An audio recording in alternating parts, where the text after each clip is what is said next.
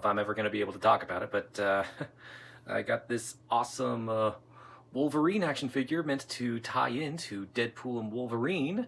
Yeah, you can tell he definitely looks like Hugh Jackman, and it's also got this alternate head with the mask. It's definitely awesome. But anyway, enough about Wolverine. Speaking of Deadpool and Wolverine, I'm doing a commentary for Deadpool 2. I'll need to address the elephant in the room. I am going to be doing a commentary on the theatrical R-rated cut, so I'm not going to be talking about the Super Duper Cut, and I'm not going to be talking about the PG-13 version of Deadpool 2, known as Once Upon a Deadpool. I am specifically talking about Deadpool 2, which you can stream on these platforms, or you can also watch Deadpool 2 on DVD while listening to the commentary. But anyway, sit back, relax, and enjoy this commentary of Deadpool 2, the theatrical cut. Maximum effort. Welcome to Commentary Companions. I'm your host, Tony Garcia, and today I'm doing a commentary on Deadpool 2, specifically the theatrical cut. If you've been around long enough on this channel, then you remember when I did a review of Deadpool 2 on my main channel. Of course, that review of the channel was pretty much the cornerstones of basically the stepping cornerstones of commentary companions. And I remember watching this in theaters, and I was kind of shocked. It's like, what's going on, you know? And yeah, it's like, the film is bold when it begins with an action figure of Logan being impaled. It's like, yep, it's that kind of movie, which makes it all the more funnier. Must have been a Hasbro action figure.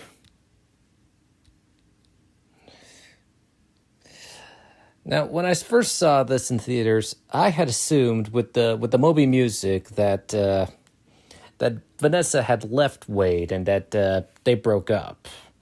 And I'll probably explain why in a few minutes. But yeah, I mean, the fact that it features All Out of Love and might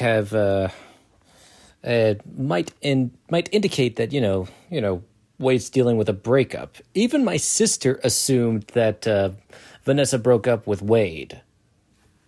I mean, I totally don't blame you.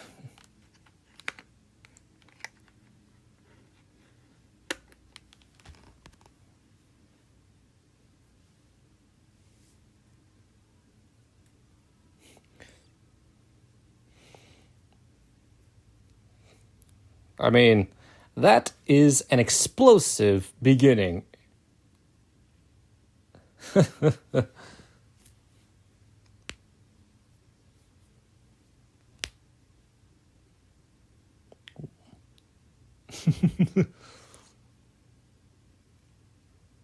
didn't even realize his eyes were being so expressive. Uh-oh. I'm gonna... excuse me. Yes, you just heard me sneeze in the commentary.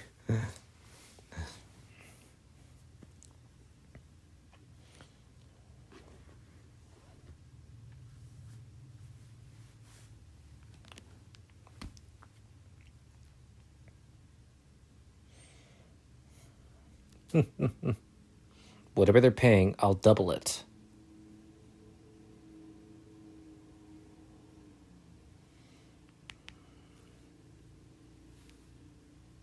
Where is the library?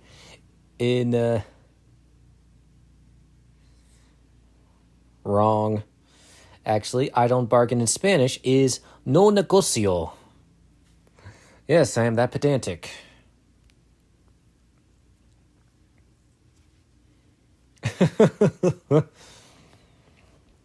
Now, you'll notice that Wade Wilson's suit here is much more refined. Well, this is actually thanks to the brand new comic book the brand new costume designers that were brought on for Deadpool 2. The costume designs were done by Kurt Swanson and Bart Mueller, who have worked on both Mockingjay sequels in the Hunger Game franchise and Black Adam. It totally makes sense that they worked on Black Adam, because Adam Smasher's mask totally looks like it was ripped from Deadpool. And knowing that it's the same character, it's the same costume designers, I guess it kind of makes sense, and now I know.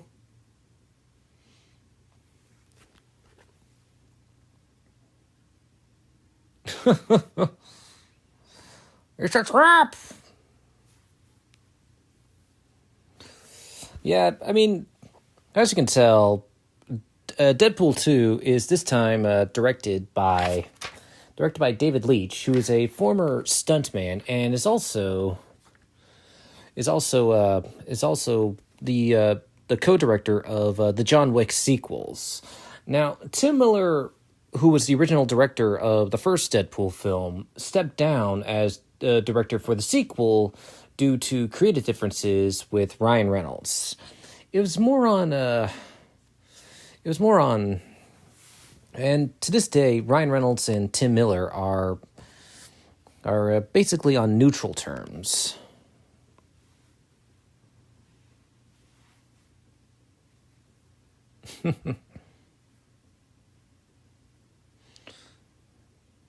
Yep.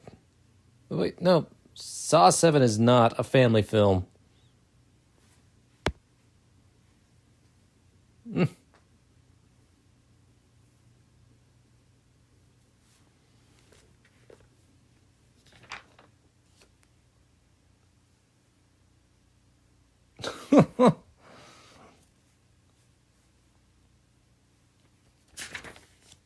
Now, if Tim Miller had stayed on to direct Deadpool 2, he would have wanted the Fantastic Four to appear with the 2015 actors reprising their roles.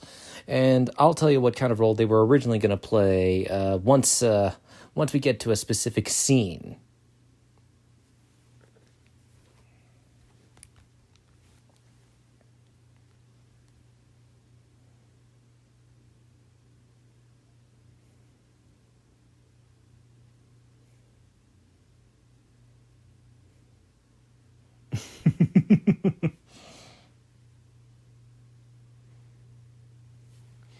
Yep, even Deadpool knows when he's outgunned and in over his head.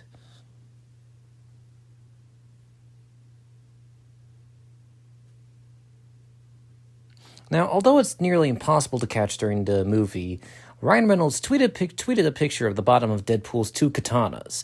On each sword's handle, the words B and Arthur are engraved in gold, though in the opening sequence, these are clearly visible as the swords are floating past Deadpool.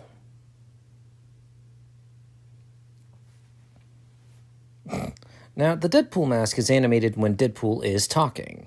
In order to give the visual effects artists at Weta something to work with, Ryan Reynolds performs each scene once without the mask, so his face is entirely visible for the effects team to use as a foundation when animating the mask itself. Reynolds says acting in the mask is about 20 to 30% bigger than he would normally be, so the performance comes through.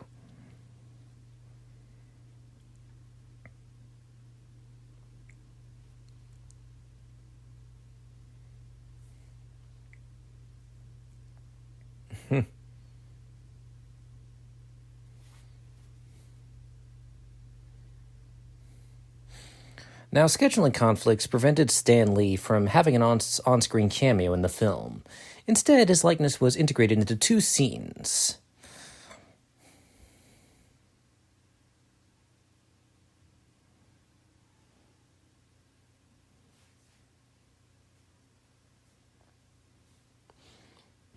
I think it's Kirsten.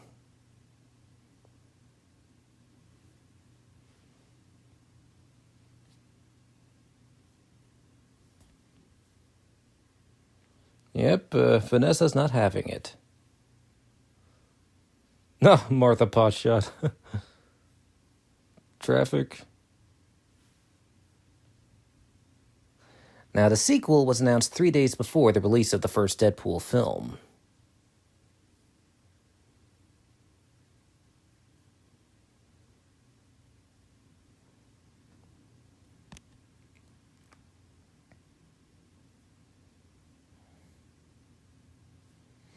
Now, let me elaborate on Tim Miller leaving Deadpool 2. Now, it was announced in October 2016 that Tim Miller would not be returning as director for the sequel. He decided not to return due to creative differences with Ryan Reynolds during pre-production. Miller later stated that he left the sequel because he didn't want to make some stylized movie that was 3 times the budget, and he wished to create the same kind of film that made the first one a success. He also felt that Reynolds wanted to be in control of the franchise, saying that, "You can work that way as a director quite successfully, but I can't."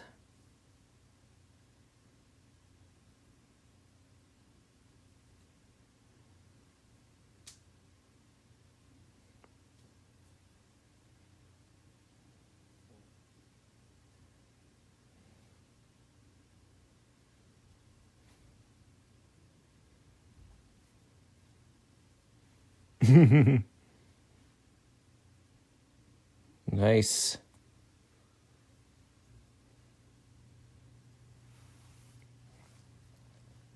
Now, I didn't even realize this at the time. Now, as you know, Deadpool 2 makes fun of Yentl starring Barbara Streisand. And Barbara Streisand is actor Josh Brolin's stepmother in real life. Although this fact would have been a perfect subject for another meta joke at Josh Brolin's expense, the makers stated on the commentary track that they completely forgot to include it, wondering how that was overlooked.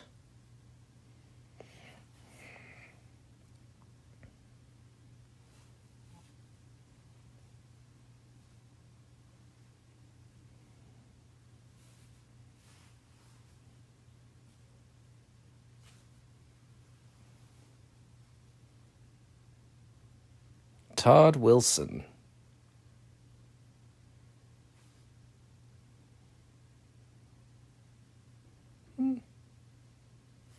Nope, not really.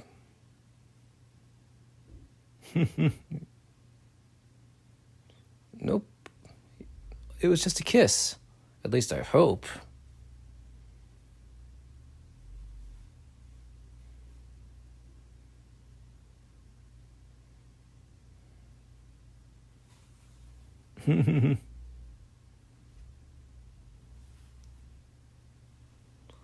Oh, yeah.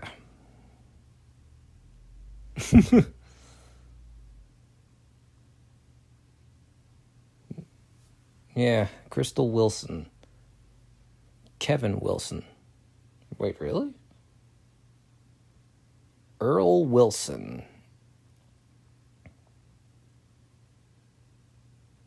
Bruce Wilson.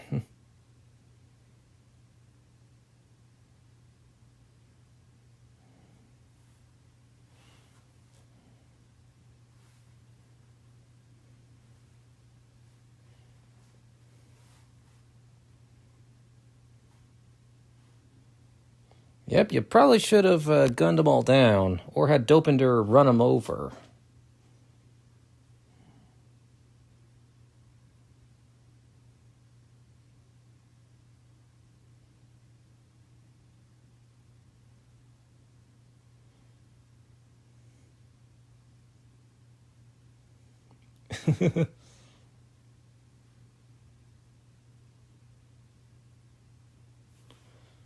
Oh boy.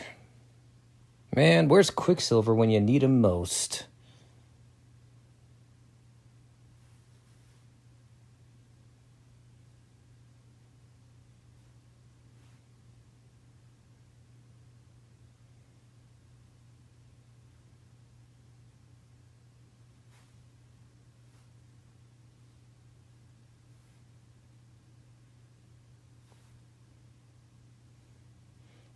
But I'd never realized it before, but Wade escaping an army of criminals and yelling at Dopinder from afar to start the taxi before diving into the vehicle is... I never realized it was like Raiders of the Lost Ark, but it makes better sense now.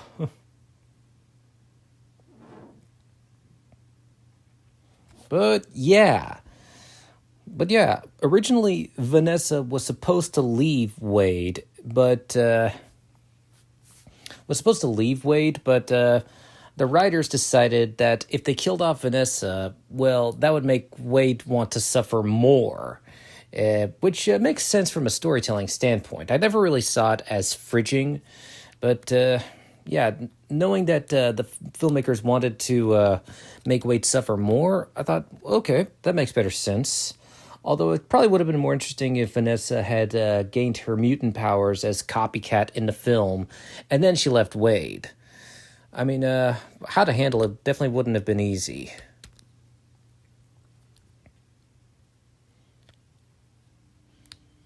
But, like I said, I don't really see it as fridging. But I totally understand if you do.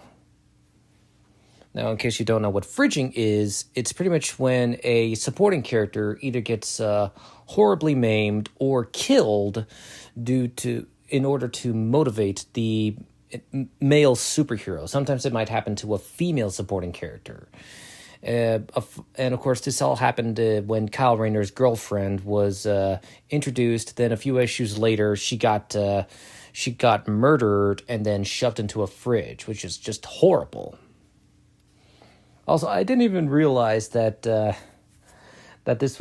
song "Ashes," which by the way is a very good song, was pretty much made to go with Wade pretty much suffering. It's a good song. A film by, wait a minute,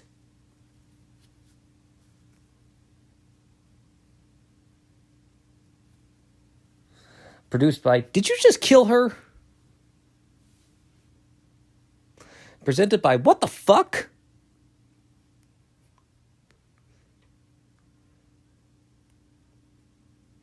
In association with, I don't understand. Starring, obviously, someone who hates sharing the spotlight.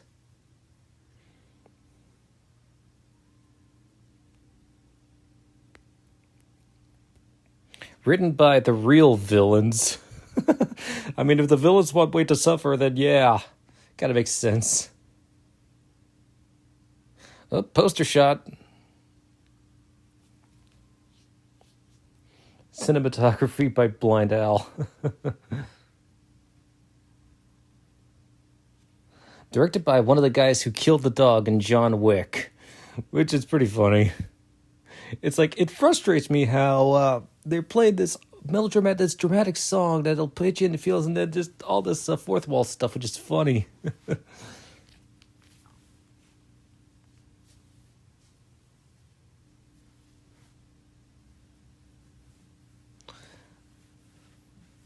Do you want to build a snowman? Come on, let's go out and play. Yeah, apparently it was Ryan Reynolds who noticed the similarity between Papa, Can You Hear Me and Do You Want to Build a Snowman from Frozen. Oh, hey, look, it's a falling star. Make a wish.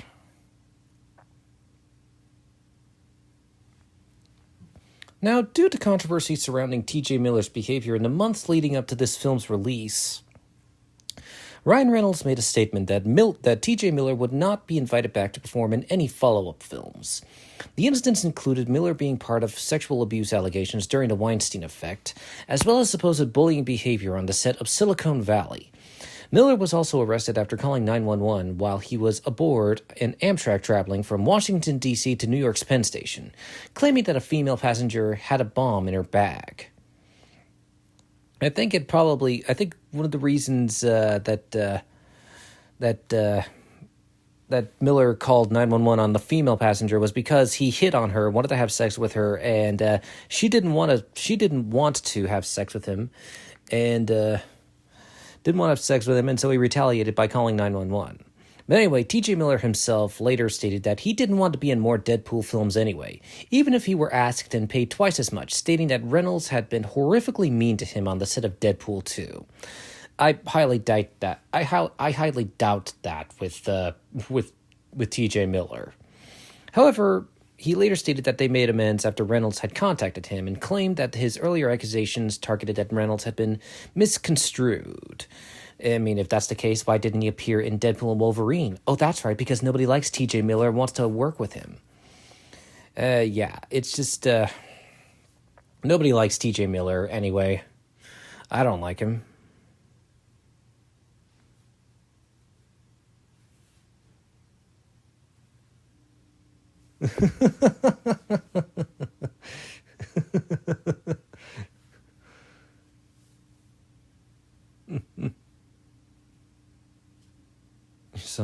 figures.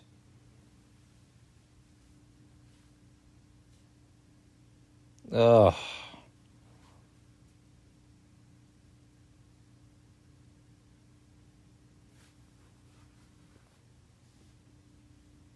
Yep.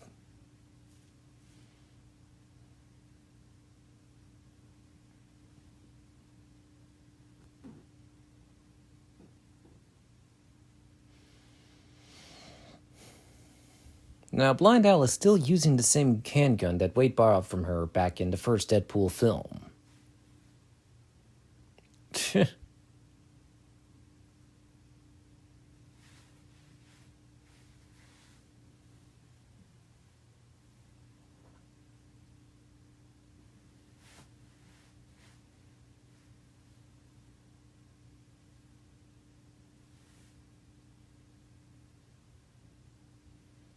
That's very true.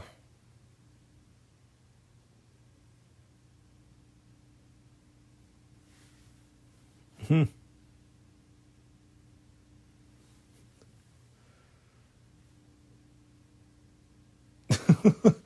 would probably be coughing from that.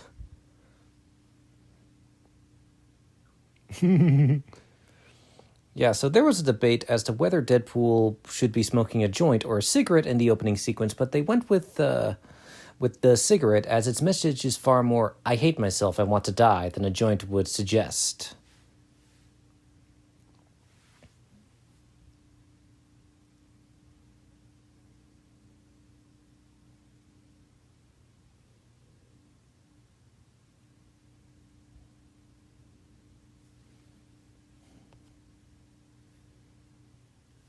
Now, Wade was originally supposed to have certain sequences in a water tank before they were scrapped. Ryan Reynolds can hold his breath underwater for a long time, and he credits his grandmother, who was in the Olympics for that very event. I guess I got some sort of weird genetic quirk from her.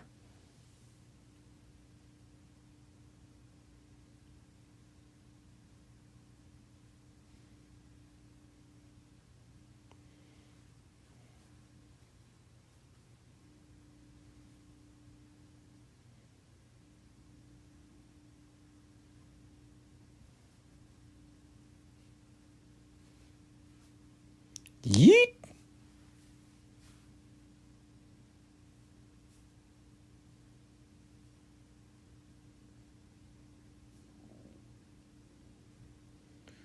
Yep, kind of reminds me of that joke. It's like, motherfucker, wish you could say you die alone, but it's one of God's best jokes that you can't die, except that it's on all of us. Now, Stefan Kapicic described Colossus as one of the most important characters in the film, requiring a more intense process for Kapicic during recording for the character, explaining he would continue to try and make Deadpool a better person and potential X-Man.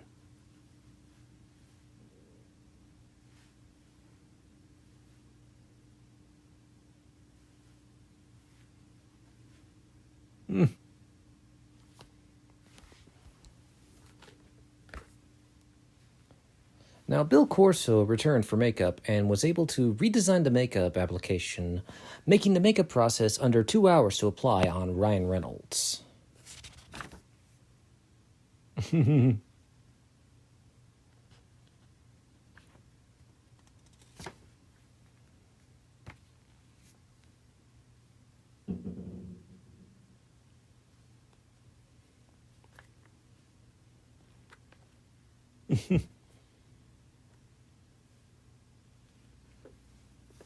Where'd he go?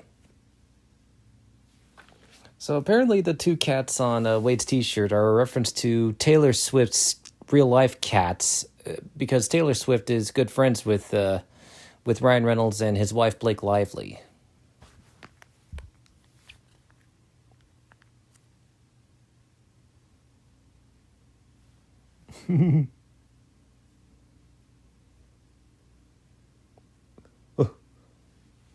Don't touch me!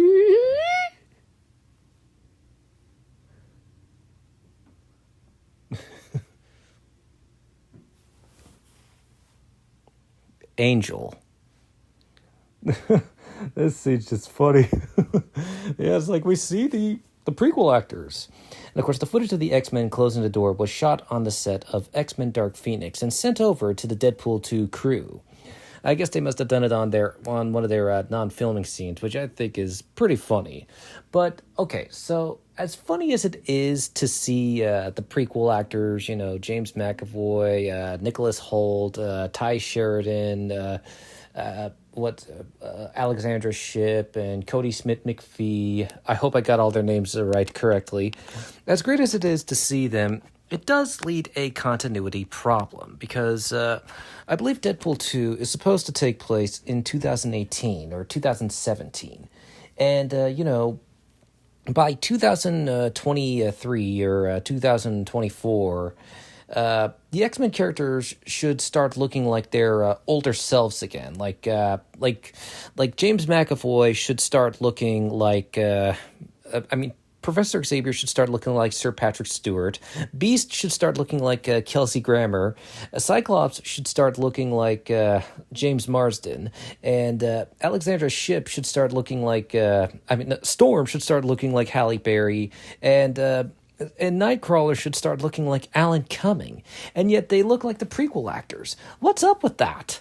I mean, why? What the heck is up with that? That's a big continuity issue, at least in my opinion, because it bothers me so much. It's, like I said, I'm just nitpicking, and it's not that big of a deal. But I think I have a theory as to why suddenly the actors look like their older selves. I think it might be a result of, spoiler alert, Wade Wilson messing with the time stream, which could have led up to the events of Logan. At least that's what I think. Oh gosh, this future that Cable's from. It looks like America after Donald Trump's second term. I will never stop making jokes of that.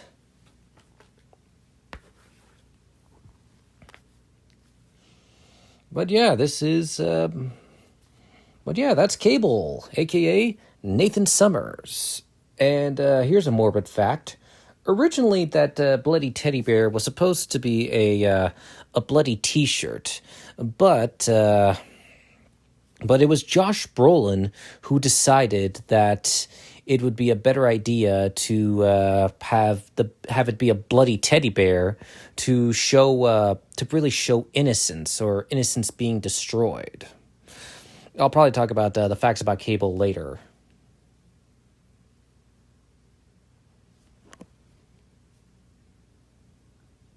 I don't think it would even work on Wade. Yeah.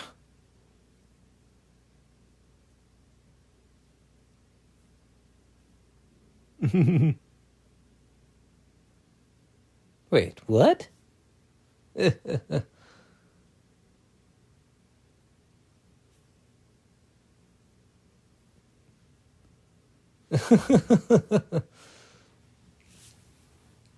Oops. Christopher Plummer refused his role in Deadpool 2. Alright, so I know that if you explain a joke, then there is no joke. But hear me out. There's actually a reason behind the joke. Now, in 2017 was basically a very challenging year because it was the year in which the Me Too movement pretty much came along, and let's just say we lost a lot of respect for a lot of celebrities who we thought were good people, but weren't. One of them being Kevin Spacey, who turned out who was pretty much kind of a pedophile. Yeah, but anyway, like I was saying, so because of this, and one of the last roles that Kevin Spacey worked on was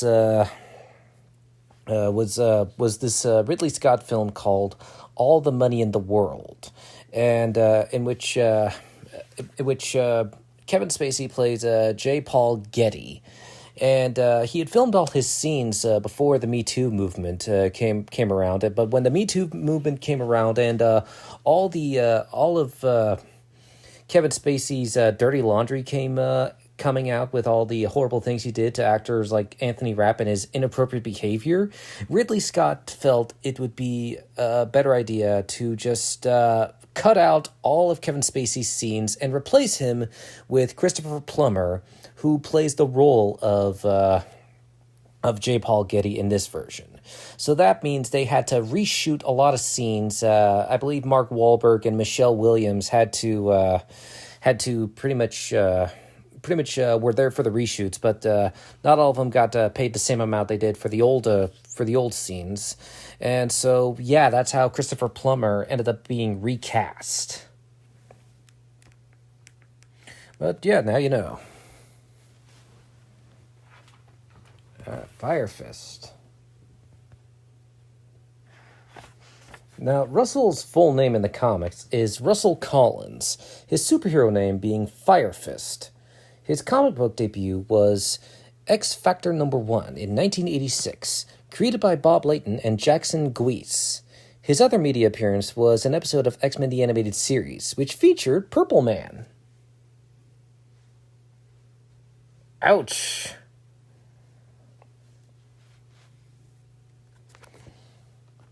Also, I like Wade's trainee jersey. It kind of makes him look like it makes him look like a soccer coach, which I kind of like.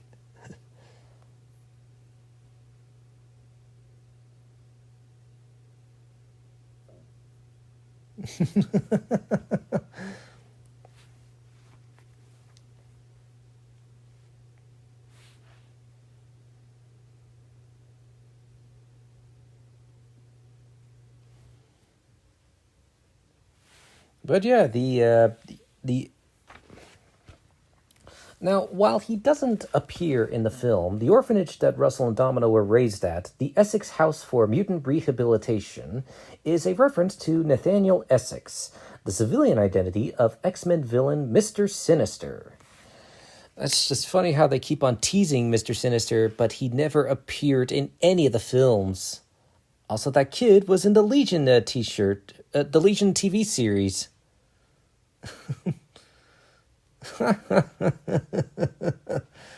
Yeah, I would never do a superhero landing like that. Now with, well, that's actually one way to take down someone without using lethal force. Now the score here is composed this time by Tyler Bates, who has been a frequent collaborator of both Zack Snyder and James Gunn. He also composed the music for the first two Guardians of the Galaxy movies. And he also did the music for the Punisher TV series starring John Bernthal. So he's basically very experienced with Marvel.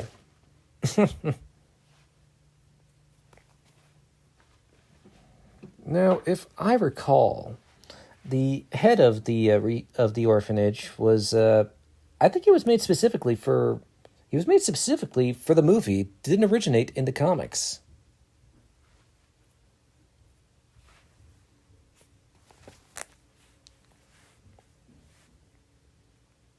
Yep, he's starting to put it all together.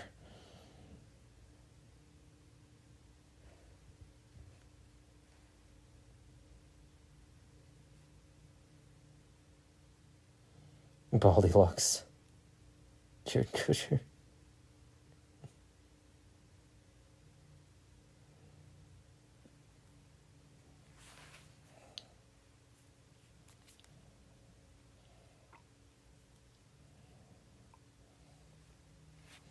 Now, at the time of his release, Julian Dennison who is Russell's actor, was 15 years old and ineligible to see the film in his hometown, New Zealand, due to the R16 rating.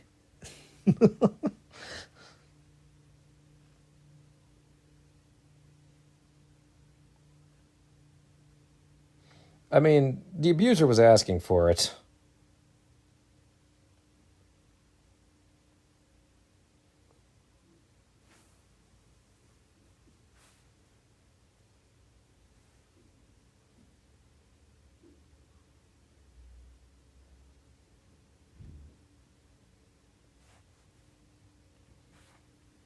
Oh, yeah. I'm not sure which is worse, when Colossus is mad or disappointed.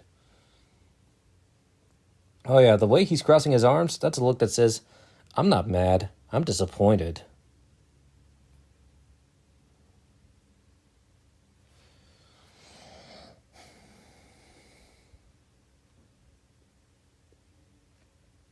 Yep, this is the icebox. You know, if I had a nickel for yep, that's Omega Red. That's Omega Red. Now, Omega Red was supposed to play a bigger role, but the producers decided that it would make better sense. It had too many villains enough, so Omega Red's cameo was Omega Red's role was reduced. And but yeah, Omega Red made his comic book debut in Volume 2 of X-Men, issue number 4, created by John Byrne and Jim Lee in January of 1992. Ugh, that's gotta suck.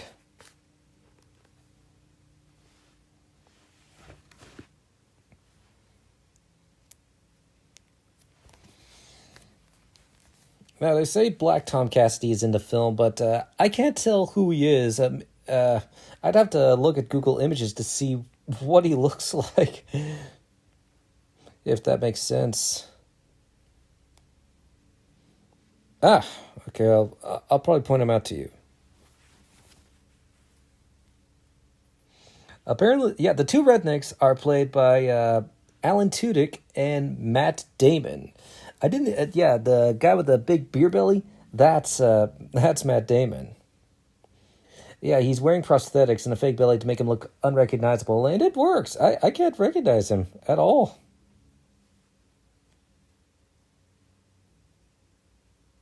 Yeah, so Ryan Reynolds was at a dinner party with Matt Damon, and he pitched him the Toilet Paper Manifesto and asked Damon if he wanted to play the part.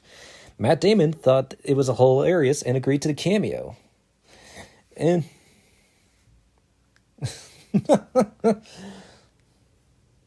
still, seeing Matt Damon in that role, I never imagined years later, like 8 years later, he'd be playing Odysseus in the Odyssey. Isn't that just crazy?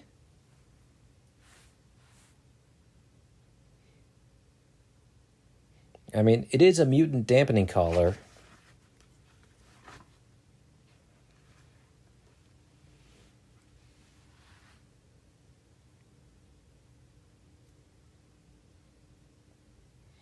Fair.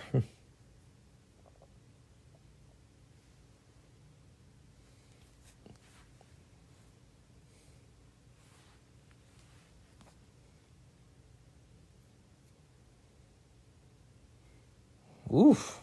Overkill.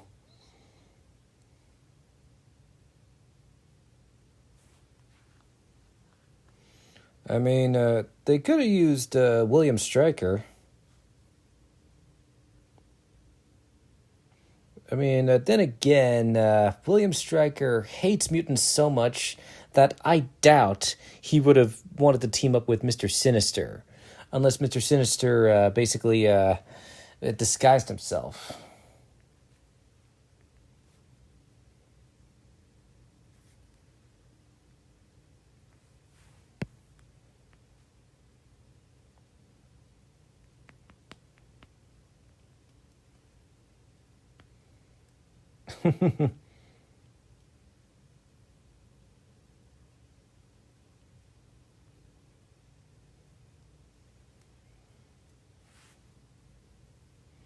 Ooh, burn.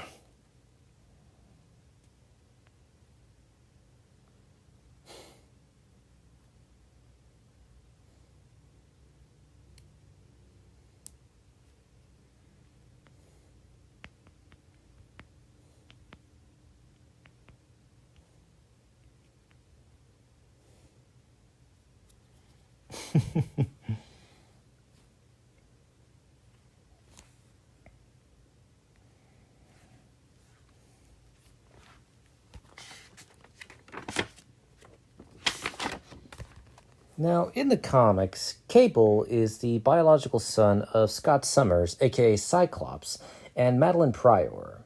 Madeline Pryor is a clone of Jean Grey who was made by Mr. Sinister.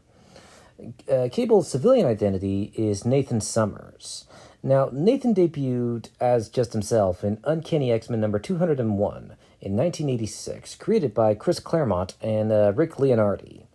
Louise Simonson and Rob Liefeld developed Nathan into Cable, who debuted in New Mutants number 87 in 1990. Now, the first New Mutants comic that Rob Liefeld had ever worked on was the prior issue, issue number 86.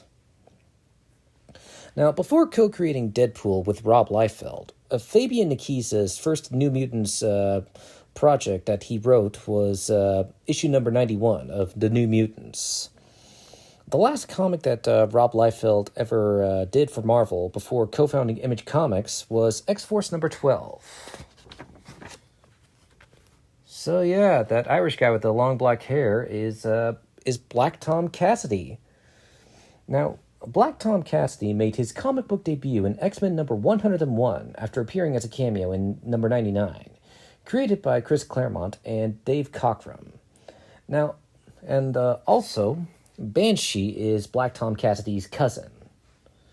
Now, Black Tom was supposed to play a larger role, meant to be as a bad influence to Russell, kind of a devil on his shoulder. But the writers decided the film already had too many villains.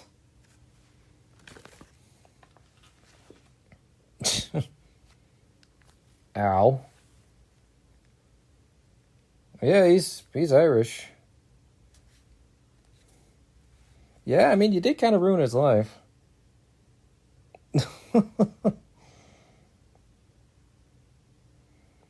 Ouch.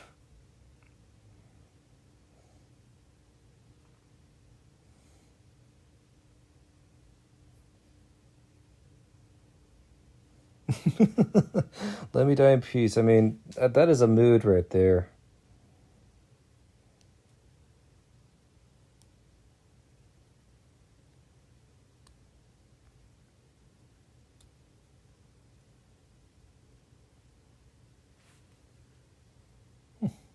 Stay.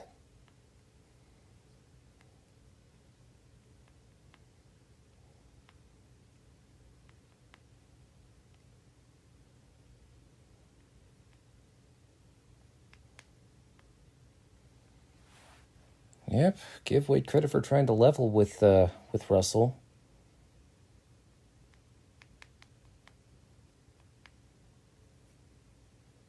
Black Tim.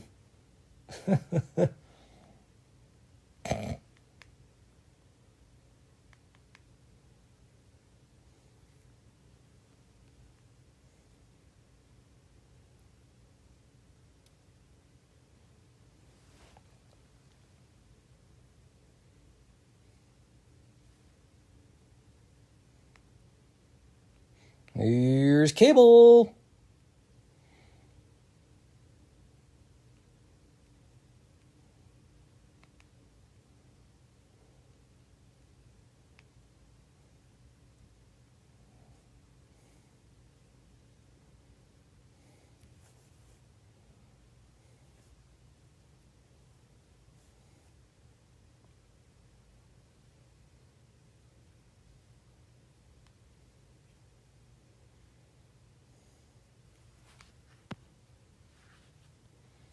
Anyway, hold on.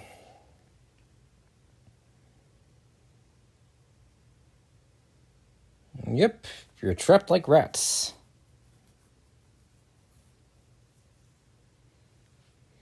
Now, Rob Liefeld was on the set of Deadpool 2 when he asked Josh Brolin, Cable's actor, who packed on the muscle for the role, to hold the character's prop rifle. Rob said, Josh gave me the rifle to hold and said, be prepared, this is heavy. And he was shocked by just how much it weighed in his hands. It's a 70-pound rifle. And Josh was like, I got to run up hills with this thing.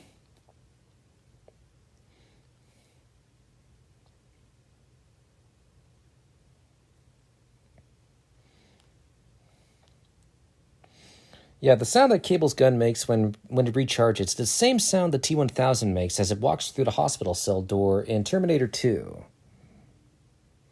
Oh, did I say Josh Brolin? No, it was actually David Leitch, the director, who suggested a bloody teddy bear. But the others were unsure at first, but came to love it as an image of innocence. But anyway, Cable's time machine is branded by a real-life Swiss watchmaker, Karl F. Bucherer.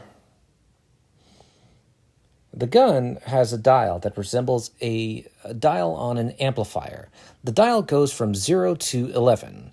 This is a reference to the "this is Spinal Tap, these go to 11" phrase.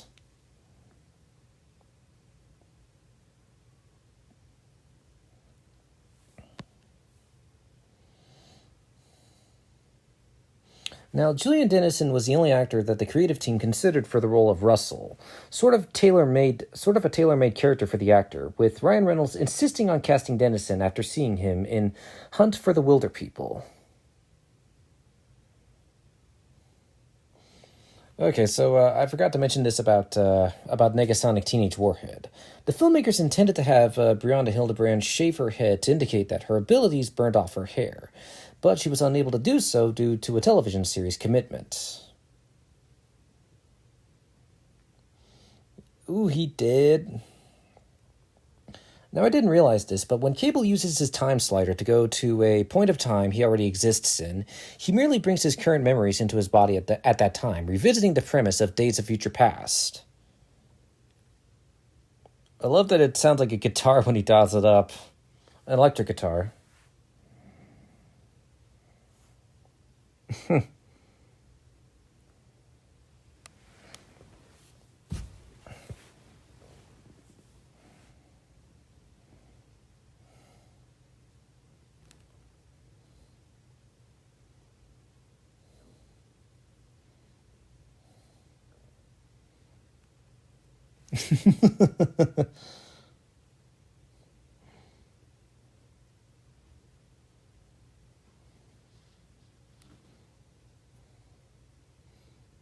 Force field.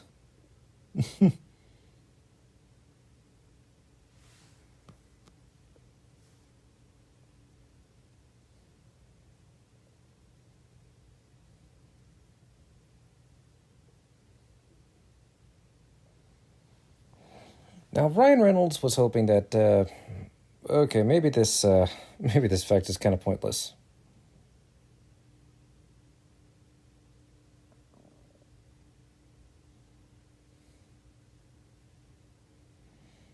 Now, after the film's great first week at the box office, the production staff released a thank you commercial that was an affectionate recreation of the opening of The Golden Girls. I actually remembered this.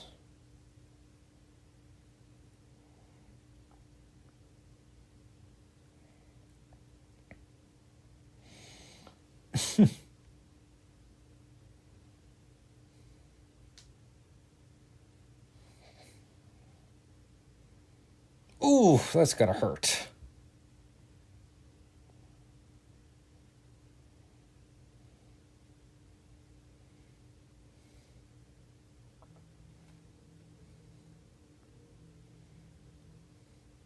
Well, that's creative, given his healing factor.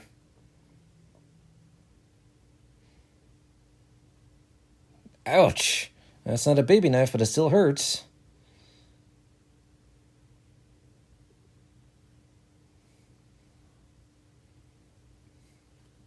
Ouch. Which is funny because Josh Brolin actually played Jonah Hex in a DC film, and not only that, but before Ben Affleck was cast as Batman, Josh Brolin was actually considered for the role of Batman in Batman v Superman. Now, okay, Red Breeze reveals that the scene in which Matt Damon appeared came from an argument he's been making for years, which found its way into the movie after Ryan Reynolds became the latest to hear the plea. According to Reese, it's been sort of an old runner of mine. I've told my friends this, and people know this about me. I do this bit about the inadequacy of toilet paper to create the appropriate hygiene for a human being. So I did it for Ryan at one point, and we just all looked at each other and said, well, this has to go into the movie somehow. From there, they found the place to put the scene in Deadpool 2. And then the question became one of casting the right person to deliver these all-important lines. Clearly, the funniest way to portray the joke was to get somebody important to give the speech. At that point, Ryan Reynolds reached out to Matt Damon, as I mentioned earlier, who was, somewhat surprisingly, open to the idea. Apparently, he really liked the script they sent him. So then we thought, well, what caliber actor would we need to do a scene where two rednecks talk about wiping themselves after spending some time on the toilet? Of course, you have to have somebody Oscar caliber doing that kind of bit. Matt was very receptive, so Ryan ended up sending him the pages. Matt called him back and said, I'm in. If you didn't recognize Matt Damon as the redneck sitting on a truck bed with Alan Tudyk, don't worry too much. Apparently, nobody else on the crew knew it was him, either after the time he spent in the makeup chair. However, that's not quite where this story ends. It seems the speech that Matt Damon gave had quite a profound impact on the actor, as Deadpool 2's other major writer, Paul Wernick, revealed that Matt Damon himself has now taken the words to heart. Matt is now a wet wipes guy himself after he read the pages. It seems that Red Reese has found at least one convert to his argument in favor of the wet wipe.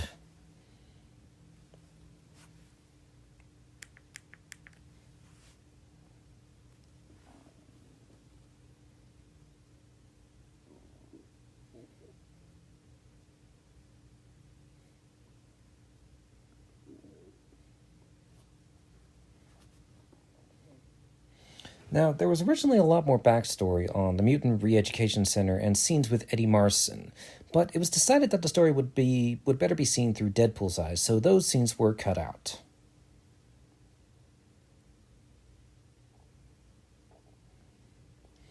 Now, Ryan Reynolds created a Deadpool 2 playlist that they listened to in the writer's room.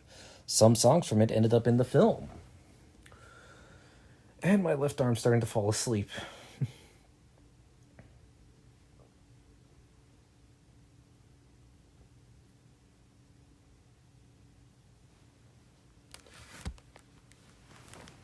Now, Ryan Reynolds revealed to Vogue that it's difficult transforming into Deadpool, whose skin is scarred and warped from the torturous Weapon X program.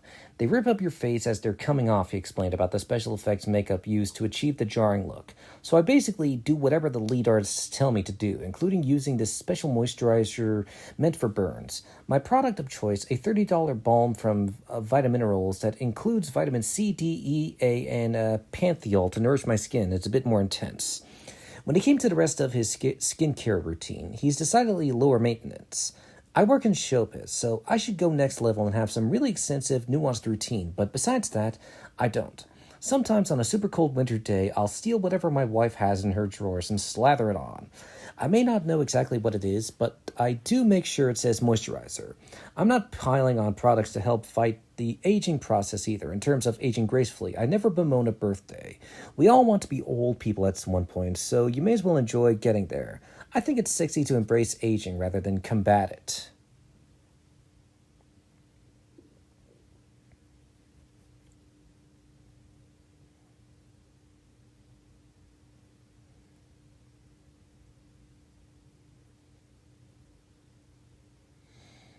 Now, Gina Carano was set to return as Angel Dust before Tim Miller left the project.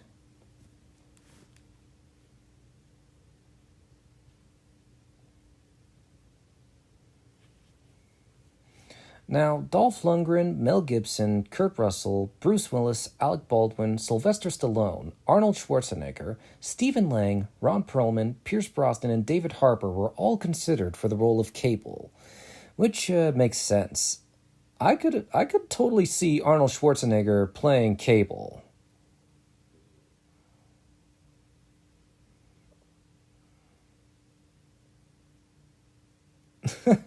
Oh, this is funny. At the 2018 San Diego Comic-Con, all the restrooms in the San Diego Convention Center had toilet seat covers with Deadpool's face on them, with text reading, "This was all Fox could afford."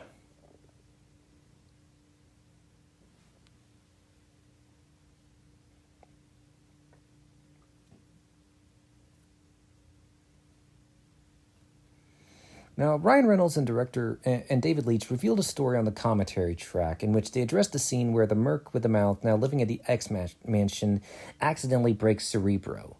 And that wasn't just a scene in the movie, it actually happened. It always appealed to us, the idea of him misusing Cerebro, essentially not knowing what it's actually for, said the director. That was an actual accident on the day, Reynolds replied. I didn't mean to do that at all. It just snapped. It was funny, that's from the archives of stuff, the director added. Reynolds said they found it in the archives at the last second, which ultimately proved detrimental for the piece of mutant-seeking tech. So you actually broke a historical X-Men prop, joked the director. Oh, great, Ryan said with a laugh. I'll get a strongly written letter from Patrick Stewart. We were shooting Dark Phoenix and we're like, okay, we're going to do a quick thing for Deadpool 2, as Evan Peters said about the scene while speaking to Cinema Blend. And I was like, oh, that's awesome. I thought it was going to be at the end of the film in the credits, like some sort of funny Easter egg thing. And we had a lot of different versions for when they opened that door and turned to us. But the one they used was pretty chill and was in the first half of the film, which I was like, oh, Jesus, that's kind of weird.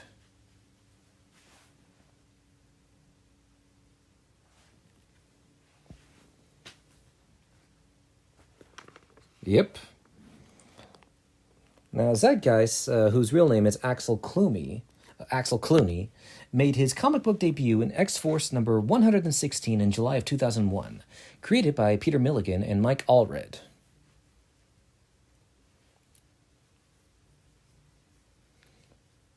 Was that Brad Pitt saying it?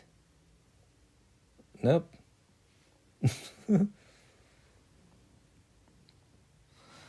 Shatterstar made his comic book debut in New Mutants number 99, created by Fabian Nicieza and Rob Liefeld in March of 1991.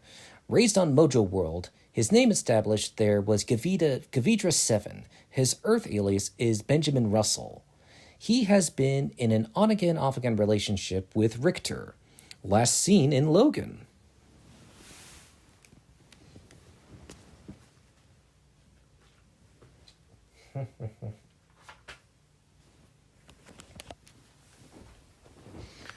Now, Domino made her actual comic book debut in X-Force number 11, created by Nicieza and Liefeld.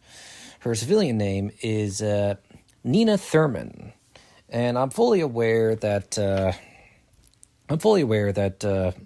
that Domino actually has unnaturally pale white skin with a black mark on her left eye with straight black hair. But Zazie Beetz really makes it her own, which I like.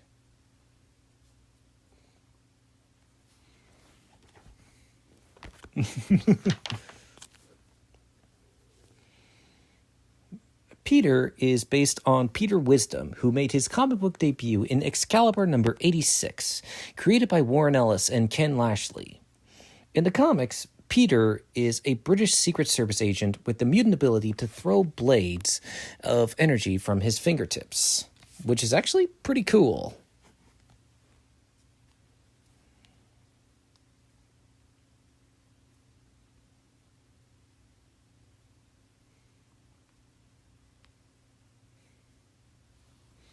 Now, Josh Brolin is rather short to be playing Cable at a mere 5'10", compared to his comics counterpart being a massive 6'8".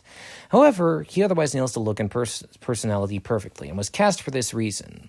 The filmmakers worked this into the film with Deadpool's joke about this height difference.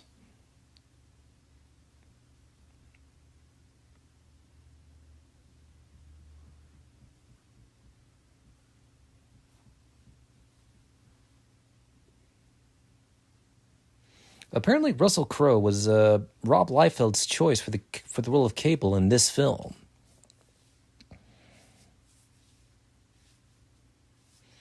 Ooh.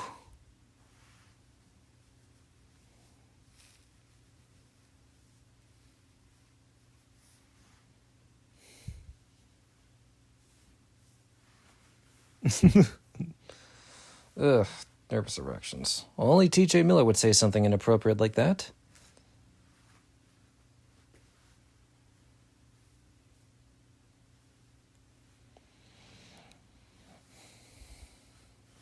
Help!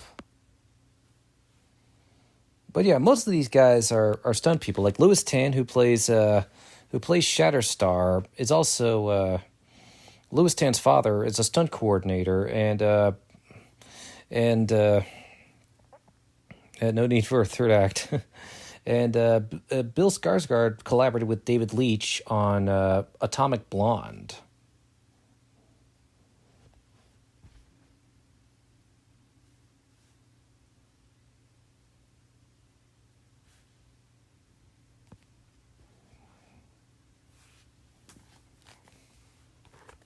Oh, he's using sunscreen.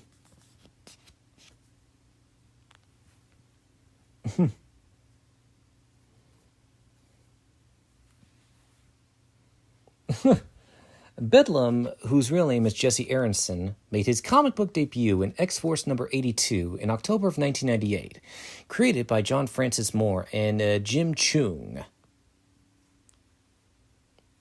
X-Force.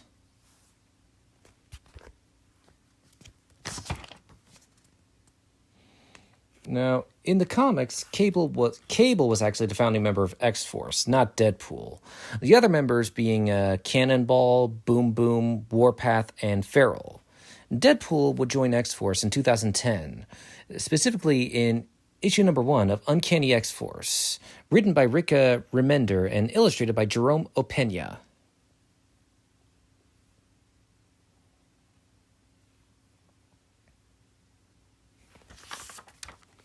Now, Vanisher is far different from his comic book counterpart. Whereas Vanisher can turn invisible in Deadpool 2, in the comics he can teleport, hence the name Vanisher.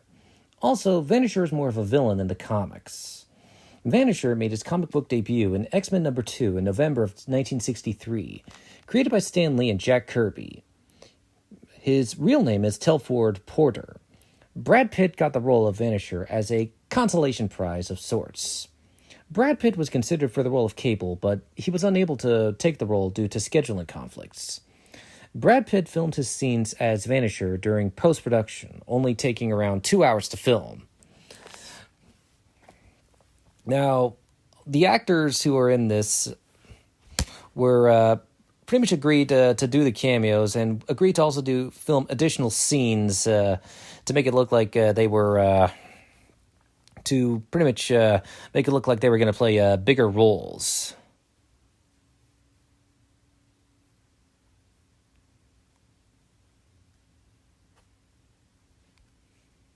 Also, I love the use of Thunderstruck.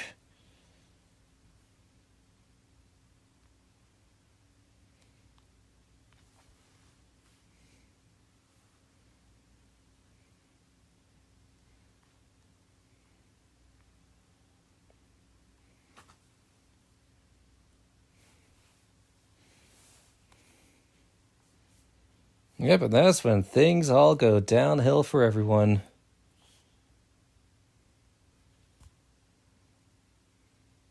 Yep, Wade got off easy.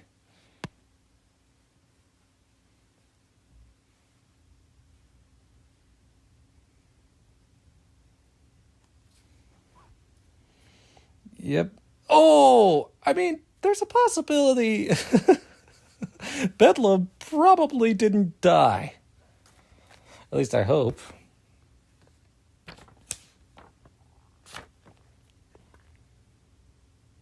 Flawless victory. Fatality.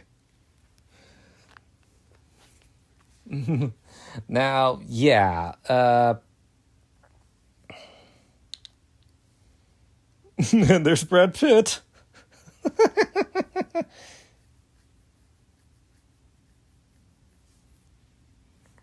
Yep.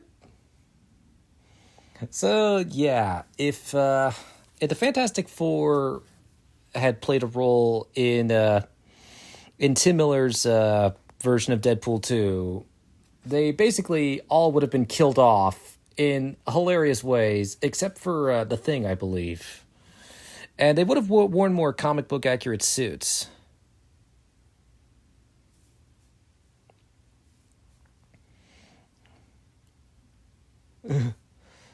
Oh! Oh! Oops. Ah!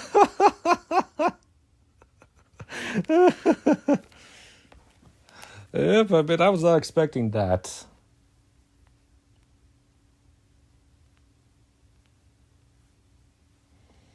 But yeah, Tim Miller's original vision for the sequel envisioned a more comic-accurate Cable, as well as an expanded role for Vanessa as she became the character Copycat.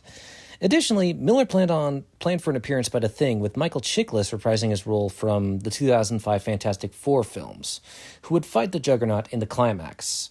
One of the planned post-credits scenes would have involved Chris Evans reprising his first superhero role as the Human Torch. Likewise, another idea was to have Michael B. Jordan, Miles Teller, Kate Mara, and Jamie Bell show up, but the scene never made it past the scripting stage after Miller left the project.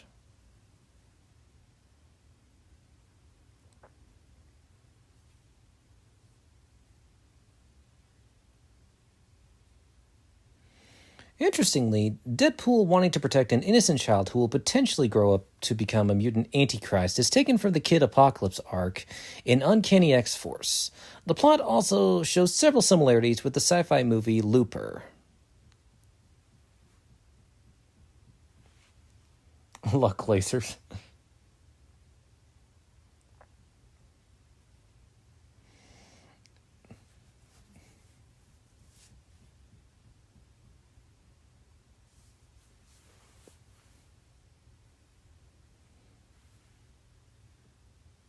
Yeah, so Rob Liefeld. Okay, so Rob Liefeld found the joke. Apparently, loved the joke about his inability to draw human anatomy correctly.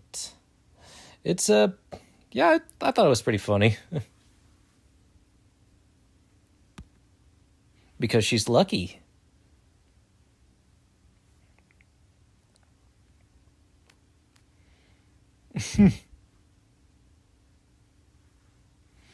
Now, while the cameo of the X-Men was quite brief, some fans were quick to notice that Sylvie Turner's Jean Grey was not a part of the cameo group scene.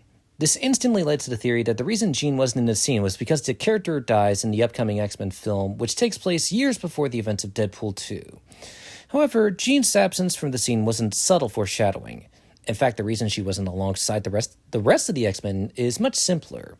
In an interview with Den of Geek, the director revealed that it all came down to scheduling. It might have been one of those things where we're up against it, he explained. And it's like, who's available that day? By the time we had to get the shot and get it down to us, we're grateful to have anyone we could get at that point. Now, Josh Brolin revealed a strict diet required to get in this desired shape to portray Cable. He was husky at 210 pounds on his 5'10" frame, before obtaining a lean, muscular 181 pounds for the film.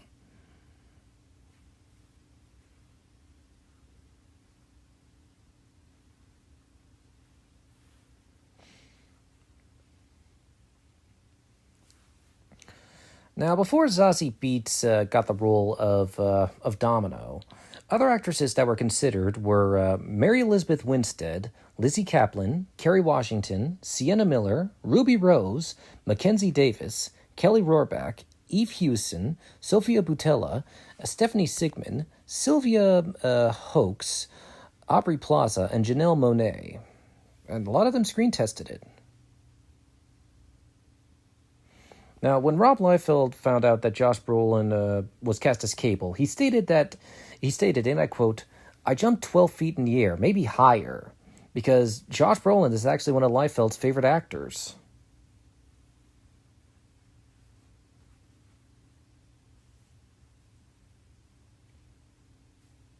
Which is funny because Domino has been Cable's on-again, off-again girlfriend.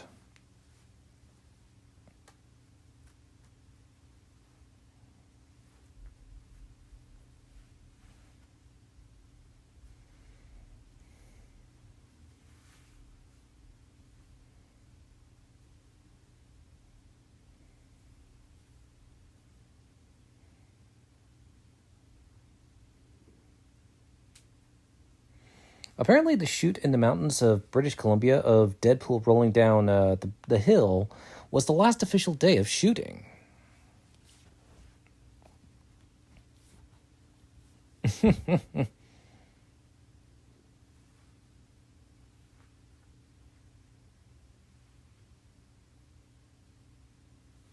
According to Rob Liefeld, Ryan Reynolds and the writers, Red Reese and Paul Wernick, were on hand for a Q&A session immediately following the screening of the film. In the QA, it was revealed that the production filmed a potential post-credits scene of Deadpool urinating on the grave of Shatterstar.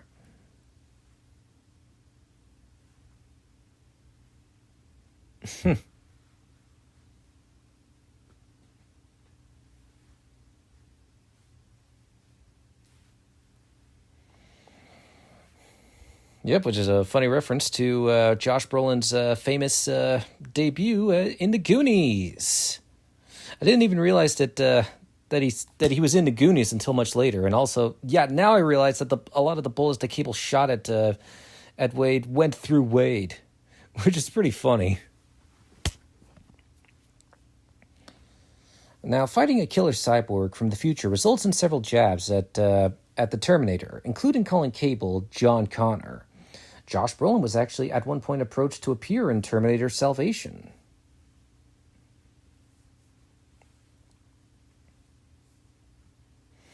Now, Red Reese and Paul Wernick preferred to use jokes in the film that only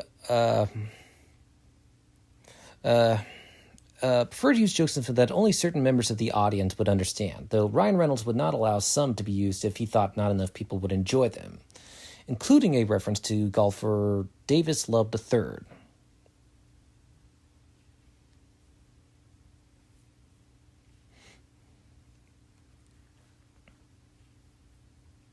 That's the juggernaut.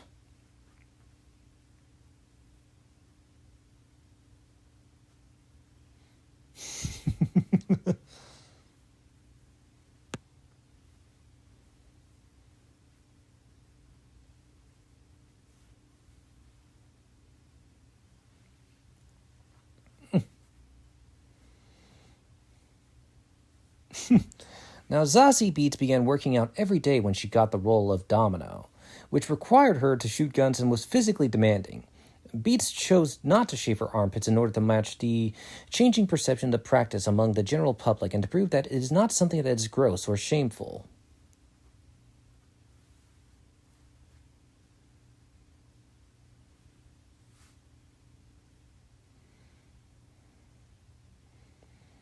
Now, a painting of Cyclops which would have acknowledged that the character as Cable's father was ultimately cut, but the techno-organic virus that Cable is inflicted with and his daughter Hope are depicted.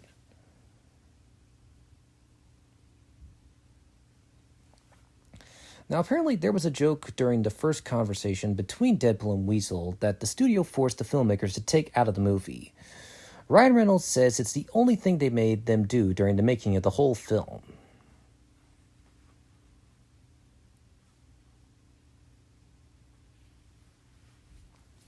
Who still looks great 8 years later.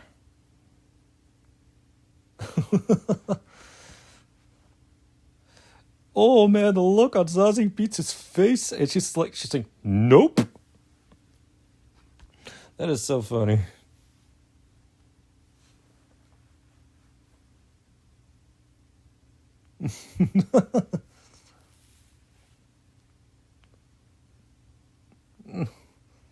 Damn!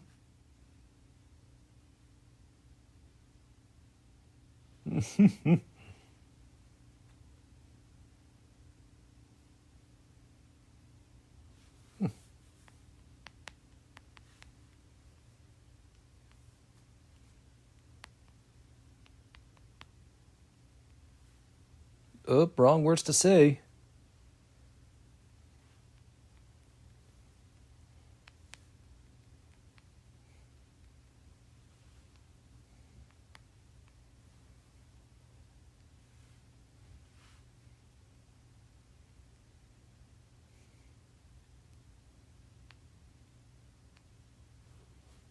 Three, two, one.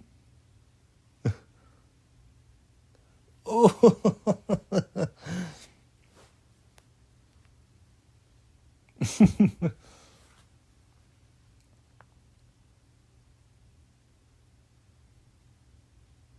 Doms.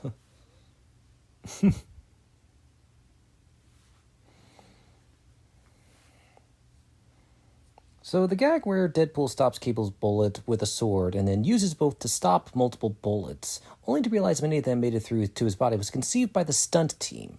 The director passed on it initially as being too comedic for a dramatic sequence, but when he showed it to Ryan Reynolds, the actor found it hilarious. And of course, it's a reference to X-Men Origins Wolverine.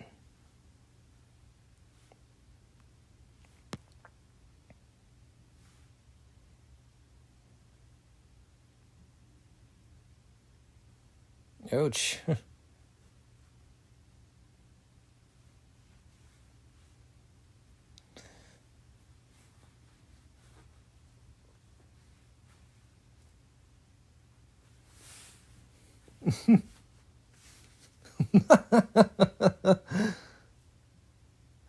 So, yeah.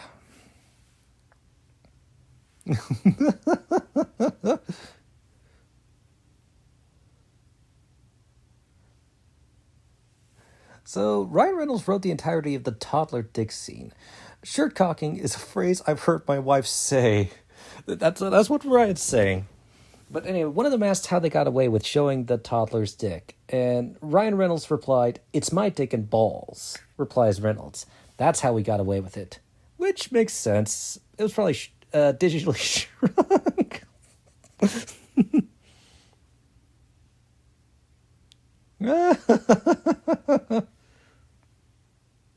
Not again.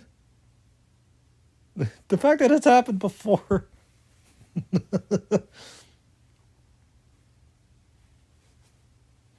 So yeah, Ryan Reynolds and David Leitch were so taken with Zazie Beetz that they wanted her to bring her own style to the role, preferring that she wear her hair natural, rather than the straight, choppy style Domino sports in the original comic.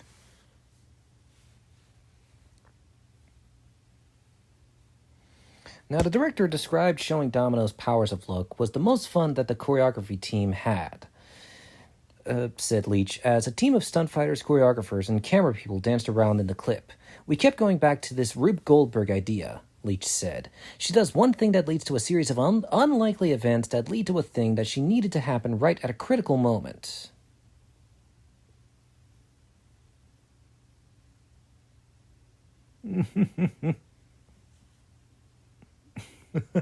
And of course, I get that it's Black Widow as a reference to Black Widow, played by Scarlett Johansson, who was married to Ryan Reynolds. Moving on.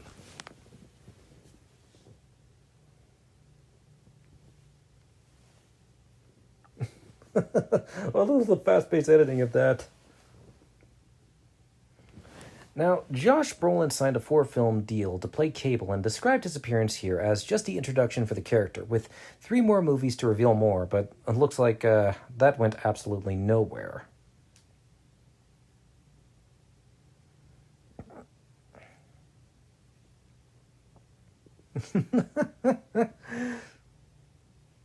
"I'm gonna make you an offer you can't refuse."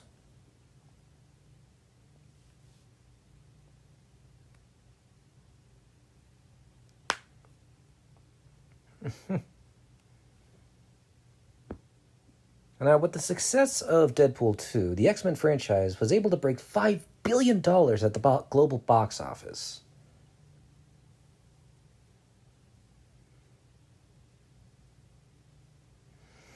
Now, the film grossed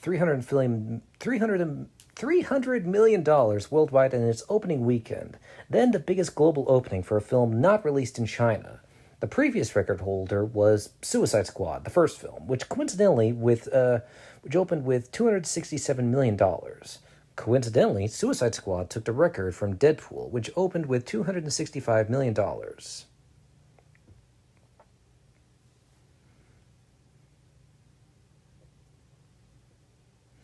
Now, the director previously worked with Ryan Reynolds on X-Men Origins Wolverine, on which Leitch served as an action coordinator, which really shows that David Leitch is rooted in X-Men.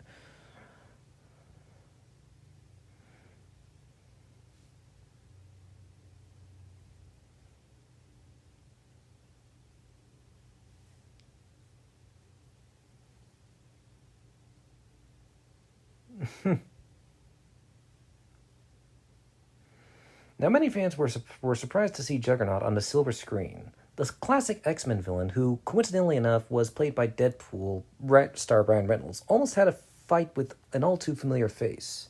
Juggernaut was originally set to travel to Yancey Street to fight none other than the Fantastic Four. Taking to Instagram, concept artist Alexander Lozano shared his concept art of the film of the first family as they were set to appear when Tim Miller was still attached to the project. So yeah, we would have had the Thing fighting Juggernaut.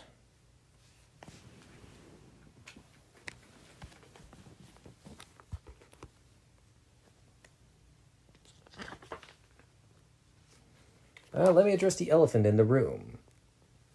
In the comics, Hope Summers is not Cable's biological daughter. Cable more adopted Hope, and I think Hope may be tied to the Phoenix Force.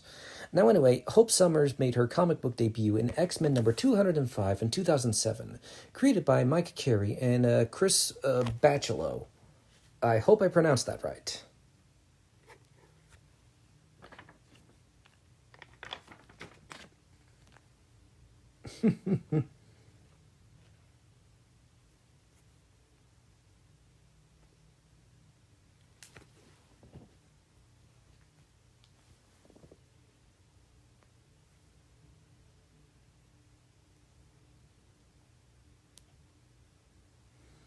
Interestingly, they reference Basic Instinct, and Josh Brolin starred in Hollow Man, which was directed by Basic Instinct's director Paul Verhoeven.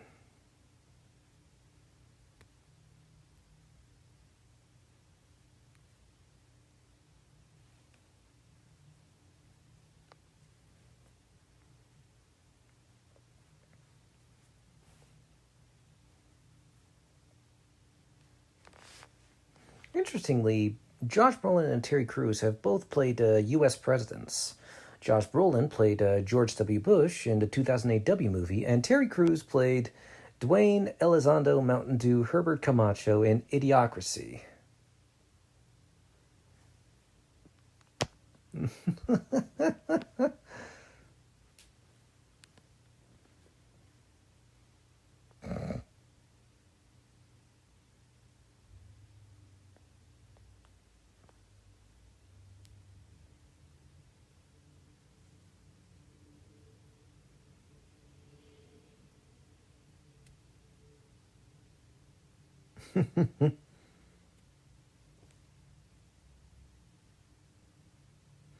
Now, Drew Goddard, Rupert Sanders, and Magnus Martins were in the running to direct the film before David Leitch was hired.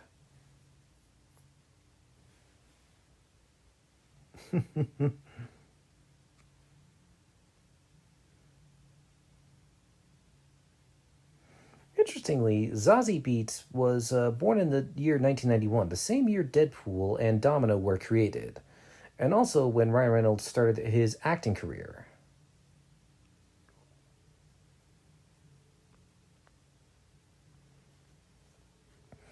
Now, for Juggernaut, the animators modeled his face on director David Leitch, creating a library of shapes and expressions. Ryan Reynolds provided both the voice and facial animation, which were greatly modified for the final performance. He needed to move convincingly, so we studied muscle builders, walking and running. The 6'8" stand-in was also needed a helmet extension to provide full 9-foot 6-inch height, so we had the right representation. We built his helmet full scale so a stunt guy could climb on top of it during the struggle for reference. It was a challenge for Framestore to animate the helmet in a way that provided enough room for the character to move its head and have it work with the rig underneath, which controls Juggernaut's complex muscle system.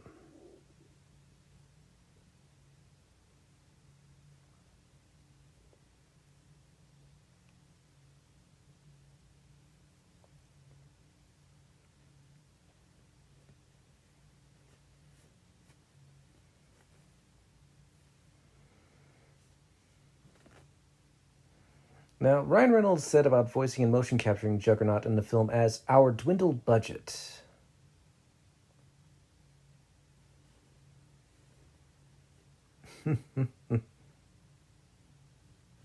So Ryan Reynolds took to Instagram to share a hilarious moment of him and Josh Brolin having a lively conversation just before Dopinder's cab races loudly into the background.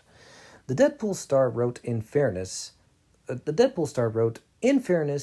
ways always find the shortest route to work in the caption.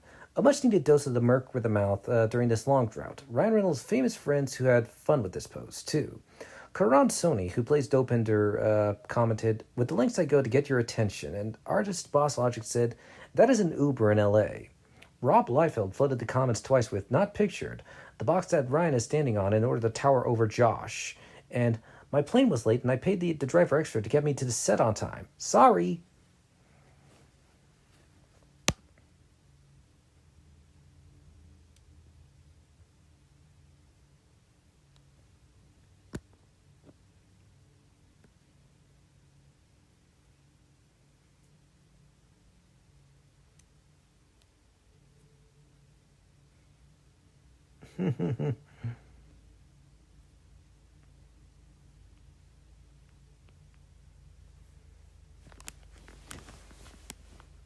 Step Brothers specifically, because remember, Juggernaut is Professor Xavier's stepbrother.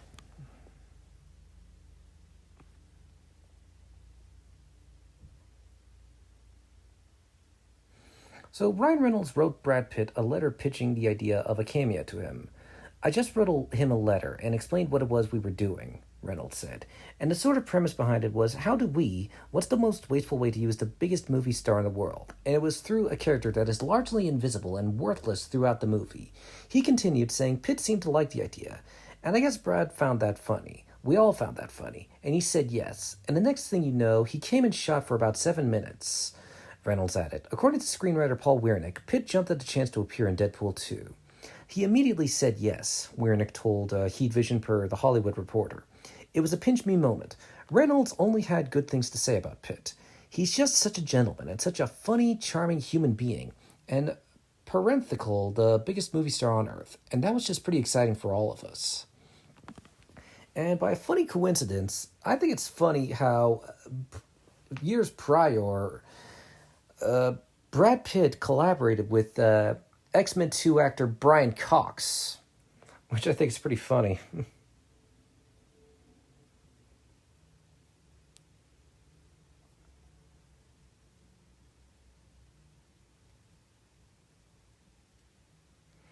Now, while some audiences may have felt as though Brad Pitt's involvement was wasted on such a small appearance, Ryan Reynolds felt it was the perfect way to reflect the spirit of the absurd series.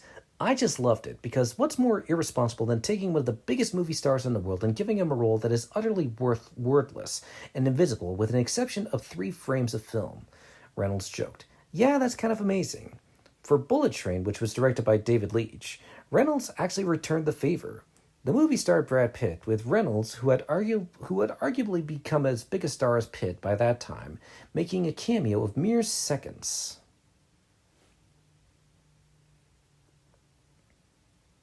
Oh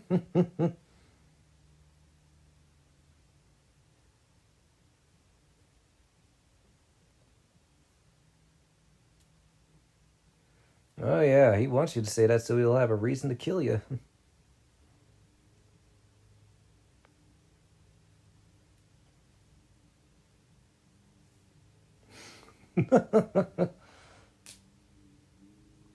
And Cable's got a look that says, "Oh shit." Oh.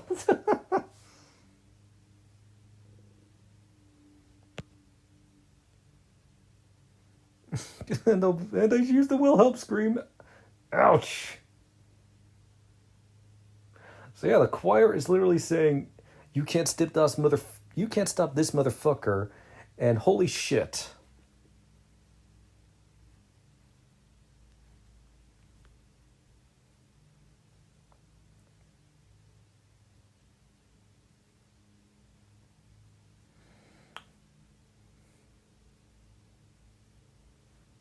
So Brad Pitt agreed to the small part of the manager on the condition that he get a coffee as his pay on the day of shooting, also in return for scale, which is a very low number, a low salary. And I think it's pretty funny how they're using "In Your Eyes" by Peter Gabriel. And, when I first heard the song on the radio, I actually thought that When I first heard it, I thought that Phil Collins had sung it, but nope, it was his Genesis lead singer, Peter Gabriel. I guess you could say that Peter Gabriel and Phil Collins have very similar sounding voices, but distinctly different.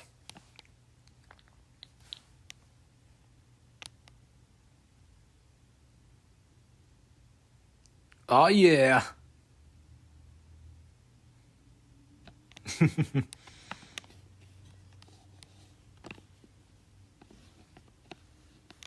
So yeah, it's like they're using this dubstep fight, but in the uh, in the Super Duper Cut, they're playing the song "Fight Dirty." Also, fun fact: the park outside the orphanage is actually the same playground used for Terminator 2: Judgment Day, specifically Sarah Connor's nightmare sequence in Terminator 2, which I didn't know, but it's really cool knowing that. And you know what they say, knowing is only half the battle.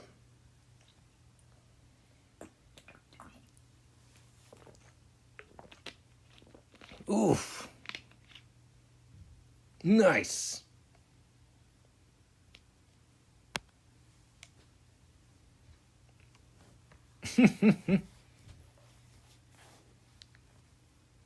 Apparently, Deadpool using the brick was Ryan Reynolds' idea. He just thought it would be funny to do, so he ended up including that. Also, fun fact, the word fuck is said 90 times within Deadpool 2. I guess it's not as obscene as South Park.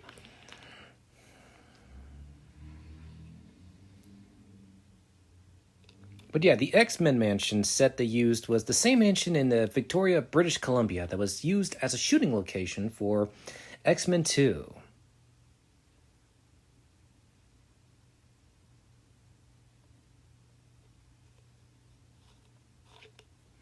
Boom! Catchphrase.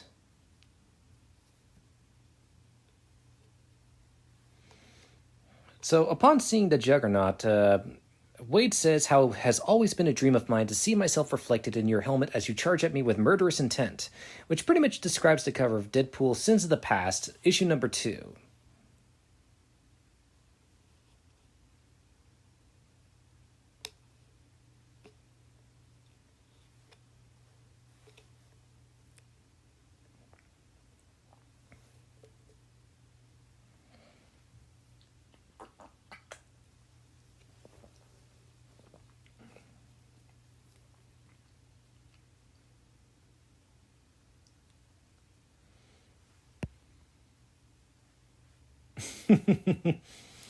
Now, Julian Dennison is actually an athlete, despite what some people may take away on a first impression.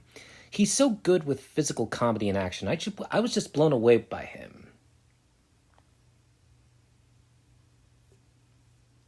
Also, Ryan Reynolds is the third person to receive writing credit for a comic book-based superhero film that he's also starred in, after Christopher Reeve in Superman 4 and Paul Rudd for Ant-Man. Now, Ed Norton rewrote Zach Penn's script for The Incredible Hulk, but he did not receive credit, and after that, well, Jason Momoa would provide writing contributions for Aquaman and the Lost Kingdom. Well, Aquaman too, you get the idea.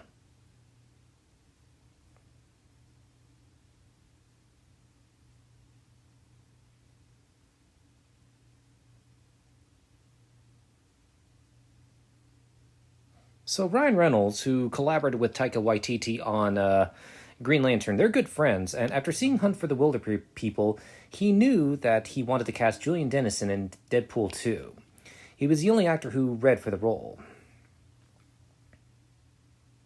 Ugh, you are nasty, Juggernaut. Way to go, Yukio. Uh-oh, looks like we got a Juggernaut moon. Ouch!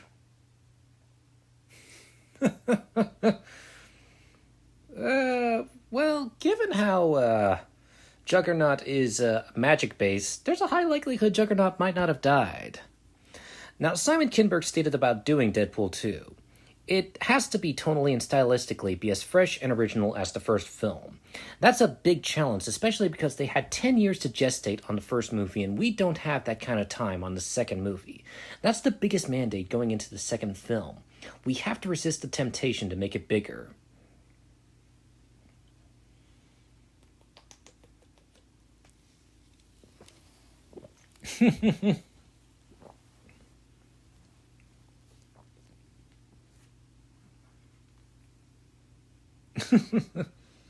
And now I'm thinking of Office Space.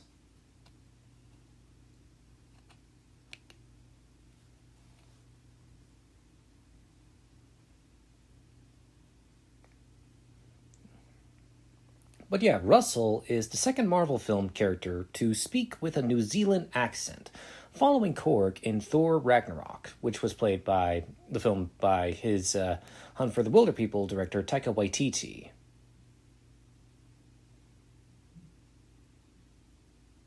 Well, at least he gave Wade a chance.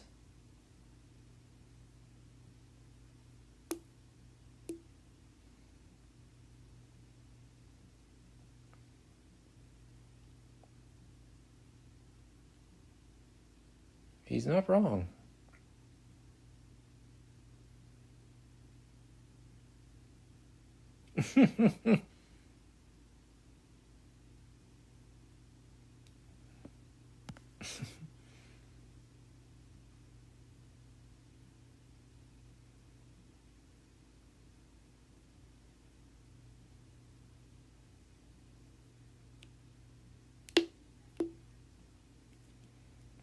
I really like how one of Wade's biggest standards is that he won't kill children, and sometimes he can even reason with people.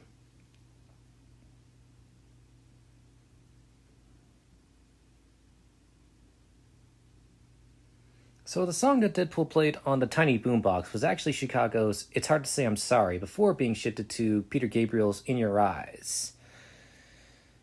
Yep, it totally makes sense why he would play Hard to Say I'm Sorry, because it's in the name.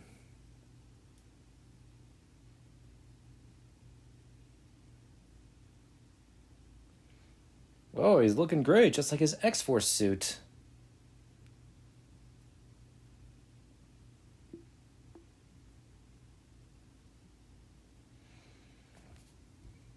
What was I thinking? Shoot, I lost my train of thought.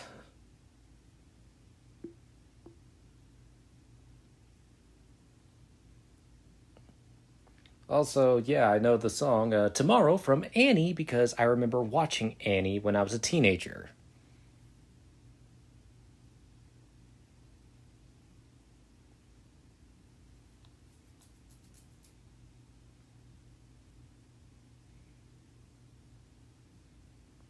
So, Deadpool 2, along with the New Mutants and X-Men Dark Phoenix, were filmed around the same time, with New Mutants in Boston, Massachusetts, United States, at Deadpool 2 in Vancouver, British Columbia, Canada, and Dark Phoenix being filmed in Montreal, Quebec, Canada.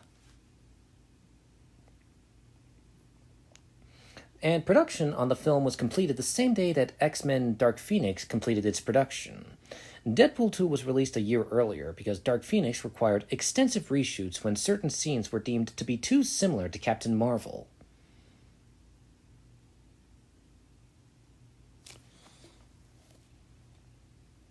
Yep, that looks fatal.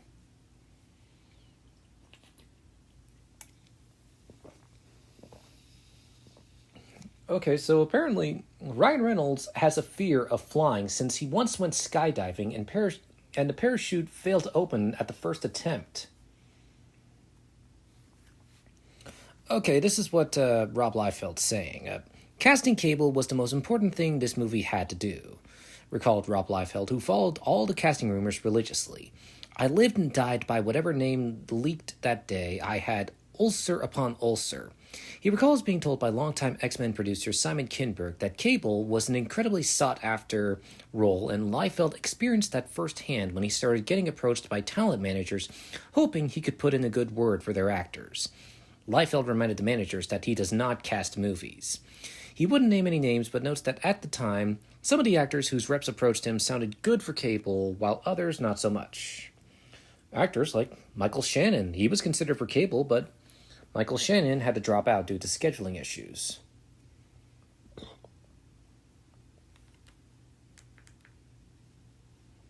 So I didn't even realize at the time that they were using the exact same music to Logan's death in Logan for this scene where Wade's dying.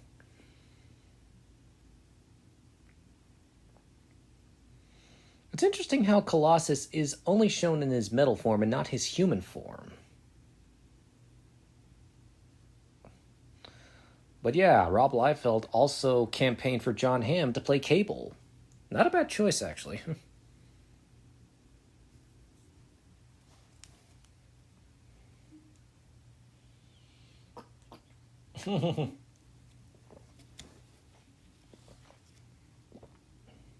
Apparently, a fan petition was made for Quentin Tarantino to direct Deadpool 2.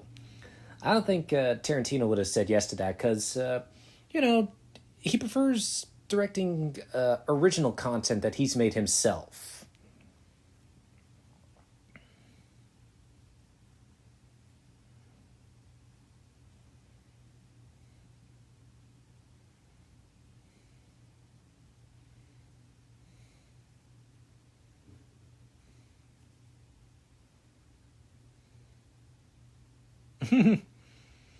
So yeah, voiceover to open and close the film as it's okay. So voiceover to open and close the film is an easy way to get sentiment and emotion, and cheaper than shooting exposition, added Ryan Reynolds.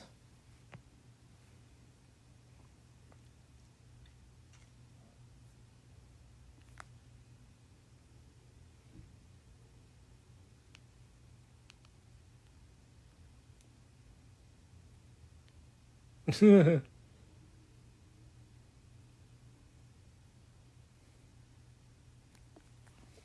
yeah, now I recognize the score from Marco Beltrami.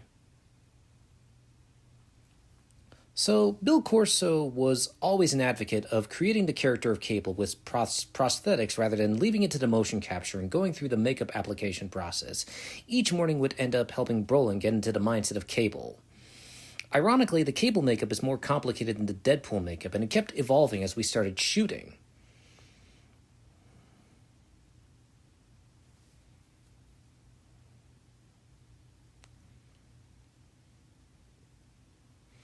So apparently Kevin Nash was originally offered the role of Sabretooth in the first X-Men film, but turned it down due to low wages and harsh winter Canadian weather. And he was also Ryan Reynolds' top choice to play Cable in Deadpool 2. But because Fox wanted Josh Brolin and they cast him instead of Nash. Kevin Nash did, however, thank Ryan Reynolds for the offer to this day.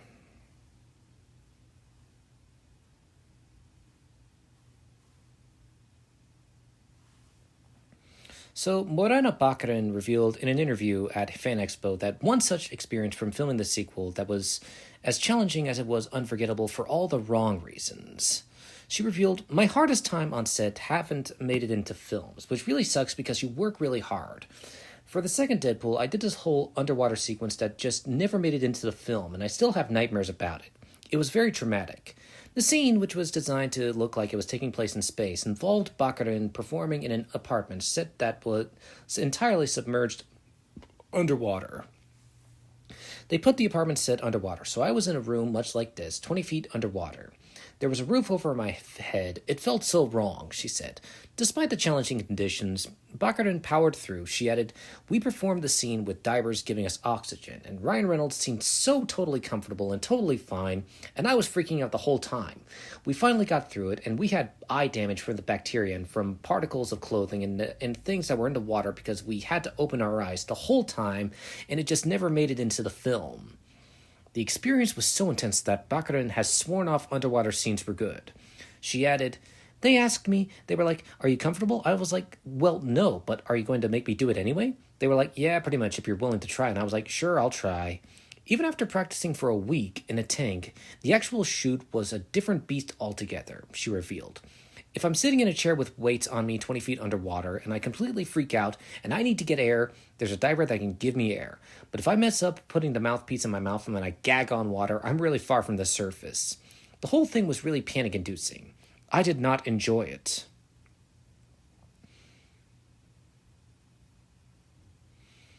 So the locations used for filming many scenes in Vancouver, British Columbia, can be viewed using Google Maps.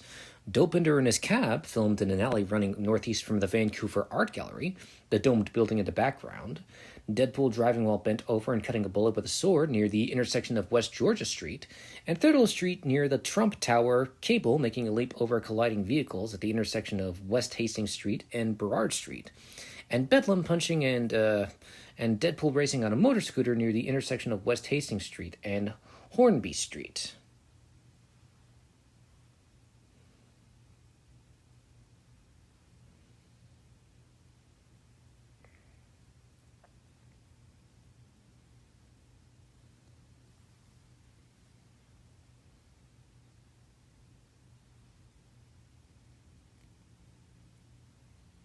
So apparently Cable is aware of Deadpool breaking the fourth wall and even faces the audience too.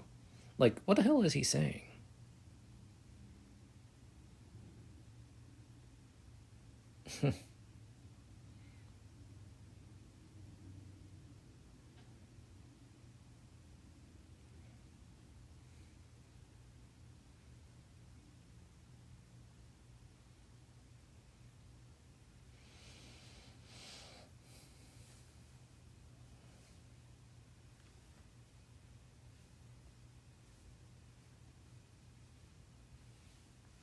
So to prepare for her role as Domino, Zazie Beetz trained for 2 months prior to shooting in Vancouver in 2017, devoting 4 hours a day to cardio, weight training, and mixed martial arts.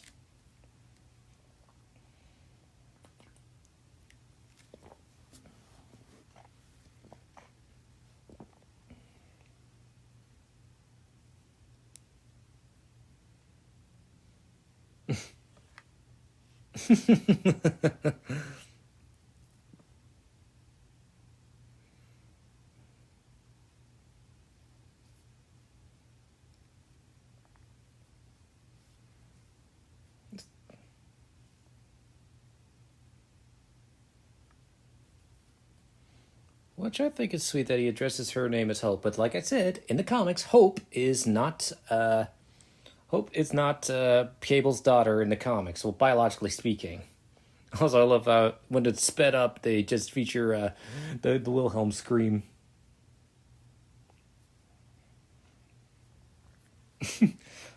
So Cable is missing his telepathic and telekinetic abilities from the comic books, but is still a skilled soldier with a cybernetic arm and lots of futuristic weapons and equipment.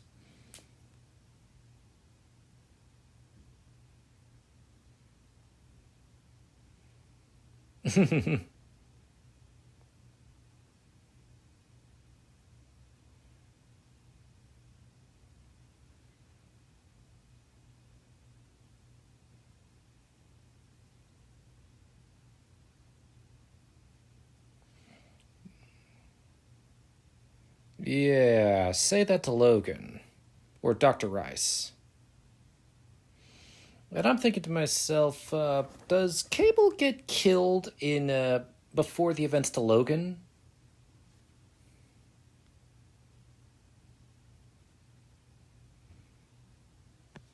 So yeah, what's funny is that Josh Brolin's father, Josh Brolin's father played George Lutz in the original Amityville Horror from 1979. In the Amityville Horror remake, George Lutz was played by Ryan Reynolds.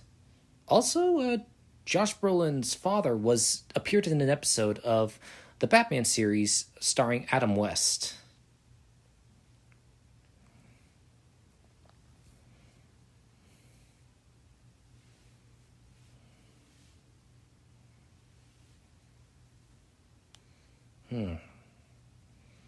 How many hours did it take to apply the Cable makeup on Josh Brolin? Knife in your tick. So, yeah. The Cable makeup for Josh Brolin took nearly 4 hours, but makeup designer Bill Corso and his team redesigned the process to cut the application time down to just under 2 hours.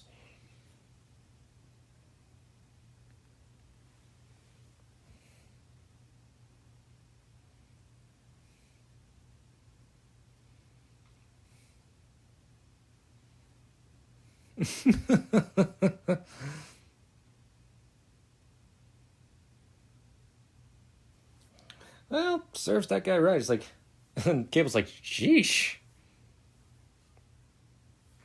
You know, it's not really clear if Juggernaut has been retconned into a mutant or not. While he is in a mutant prison, he doesn't have any form of depowering restraint, just a lot of very thick metal and concrete imprisoning him. He implies that Xavier is his brother, but the stranger parts of his backstory get no mention, despite Shatterstar's equally strange backstory remaining intact. Deadpool mentions several comics when he sees Juggernaut, but whether those are to be taken as canon or just more meta humor is unknown.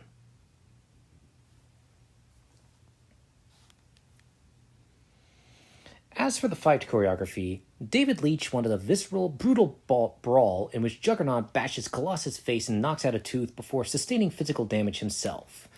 We had 2 stunt players that were comparable to the height differential. Dave was able to work live and interactively with them and do the beats that we wanted in a mocap stage.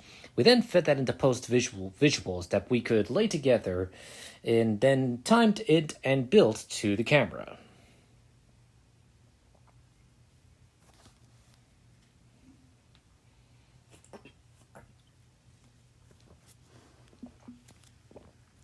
You know, I actually remember listening to Pat Benatar's We Belong, not because of Deadpool 2, but because I've heard it on the radio back when I was a dishwasher at my local pizza joint, New York Richie's, which is no longer there.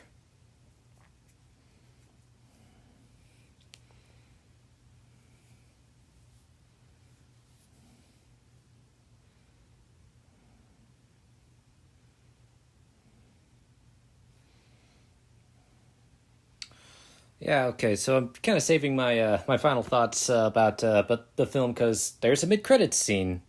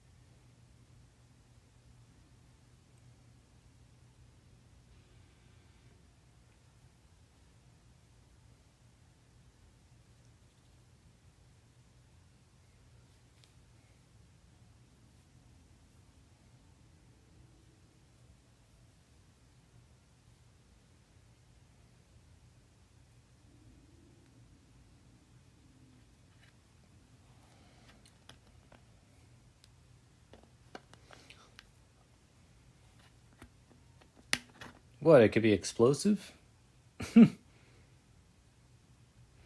So the X-Force death scene was originally pitched as them landing in a minefield, but they couldn't explain why there would be a minefield there.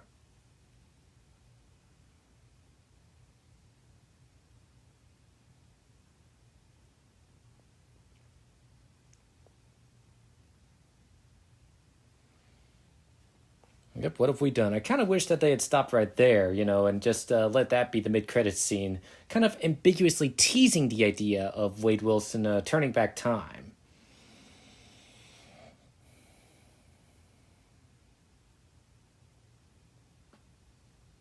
So, I also thought that this was like an outtake, but then boom, it turns out he's turning back time. And I must say, whenever I hear Cher's "If I Could Turn Back Time," I always say we're definitely naming our kids Cher.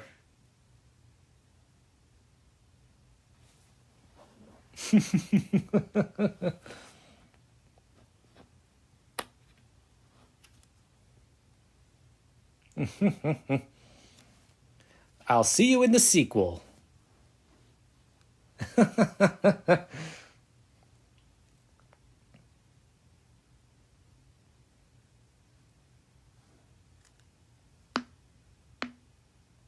Yeah, and I also like that they use archive footage from X-Men Origins Wolverine. And that must be a good stand-in that resembles Hugh Jackman's hands. I mean, that scene is just funny. And apparently some of the shots are just unused footage of Hugh Jackman. And yeah, but technically this is the second time in which an X-Men movie does not feature Hugh Jackman as Wolverine. Also, the fact that Deadpool kills Ryan Reynolds before he does Green Lantern, that's pretty funny. And that's the perfect example of self-deprecating humor, in my opinion. But anyway, what are my final thoughts on Deadpool 2? It's definitely a worthy follow-up to the first Deadpool film. Is it as great as Logan? No, but it knows how to show a dramatic side, and it knows when to be mature. It's, trying to compare Deadpool 2 to Logan is kind of like trying to compare Spider-Man 2 to The Amazing Spider-Man. We both know Spider-Man 2 is better than The Amazing Spider-Man, but here on Commentary Companions, we always try to give the film its own merits without comparing it to predecessors or successors. And Deadpool 2 is definitely a lot of fun. It's definitely one of my favorite sequels, and I think 2018 was one hell of a year because Deadpool 2 was coming out right after Avengers Infinity War. A big blockbuster, one of the biggest blockbusters. So this was a big deal, and Deadpool 2 was able to do well without being overshadowed by Avengers Infinity War. And I still think it's a great film, and I'm glad I was able to do a commentary on the film. But yeah, that was my commentary on Deadpool 2. I'm down to 2 more non-MCU films. I can't believe it. But anyway, thanks for listening to my commentary on Deadpool 2. Be sure to like and subscribe. Don't have a good day. Have a great day.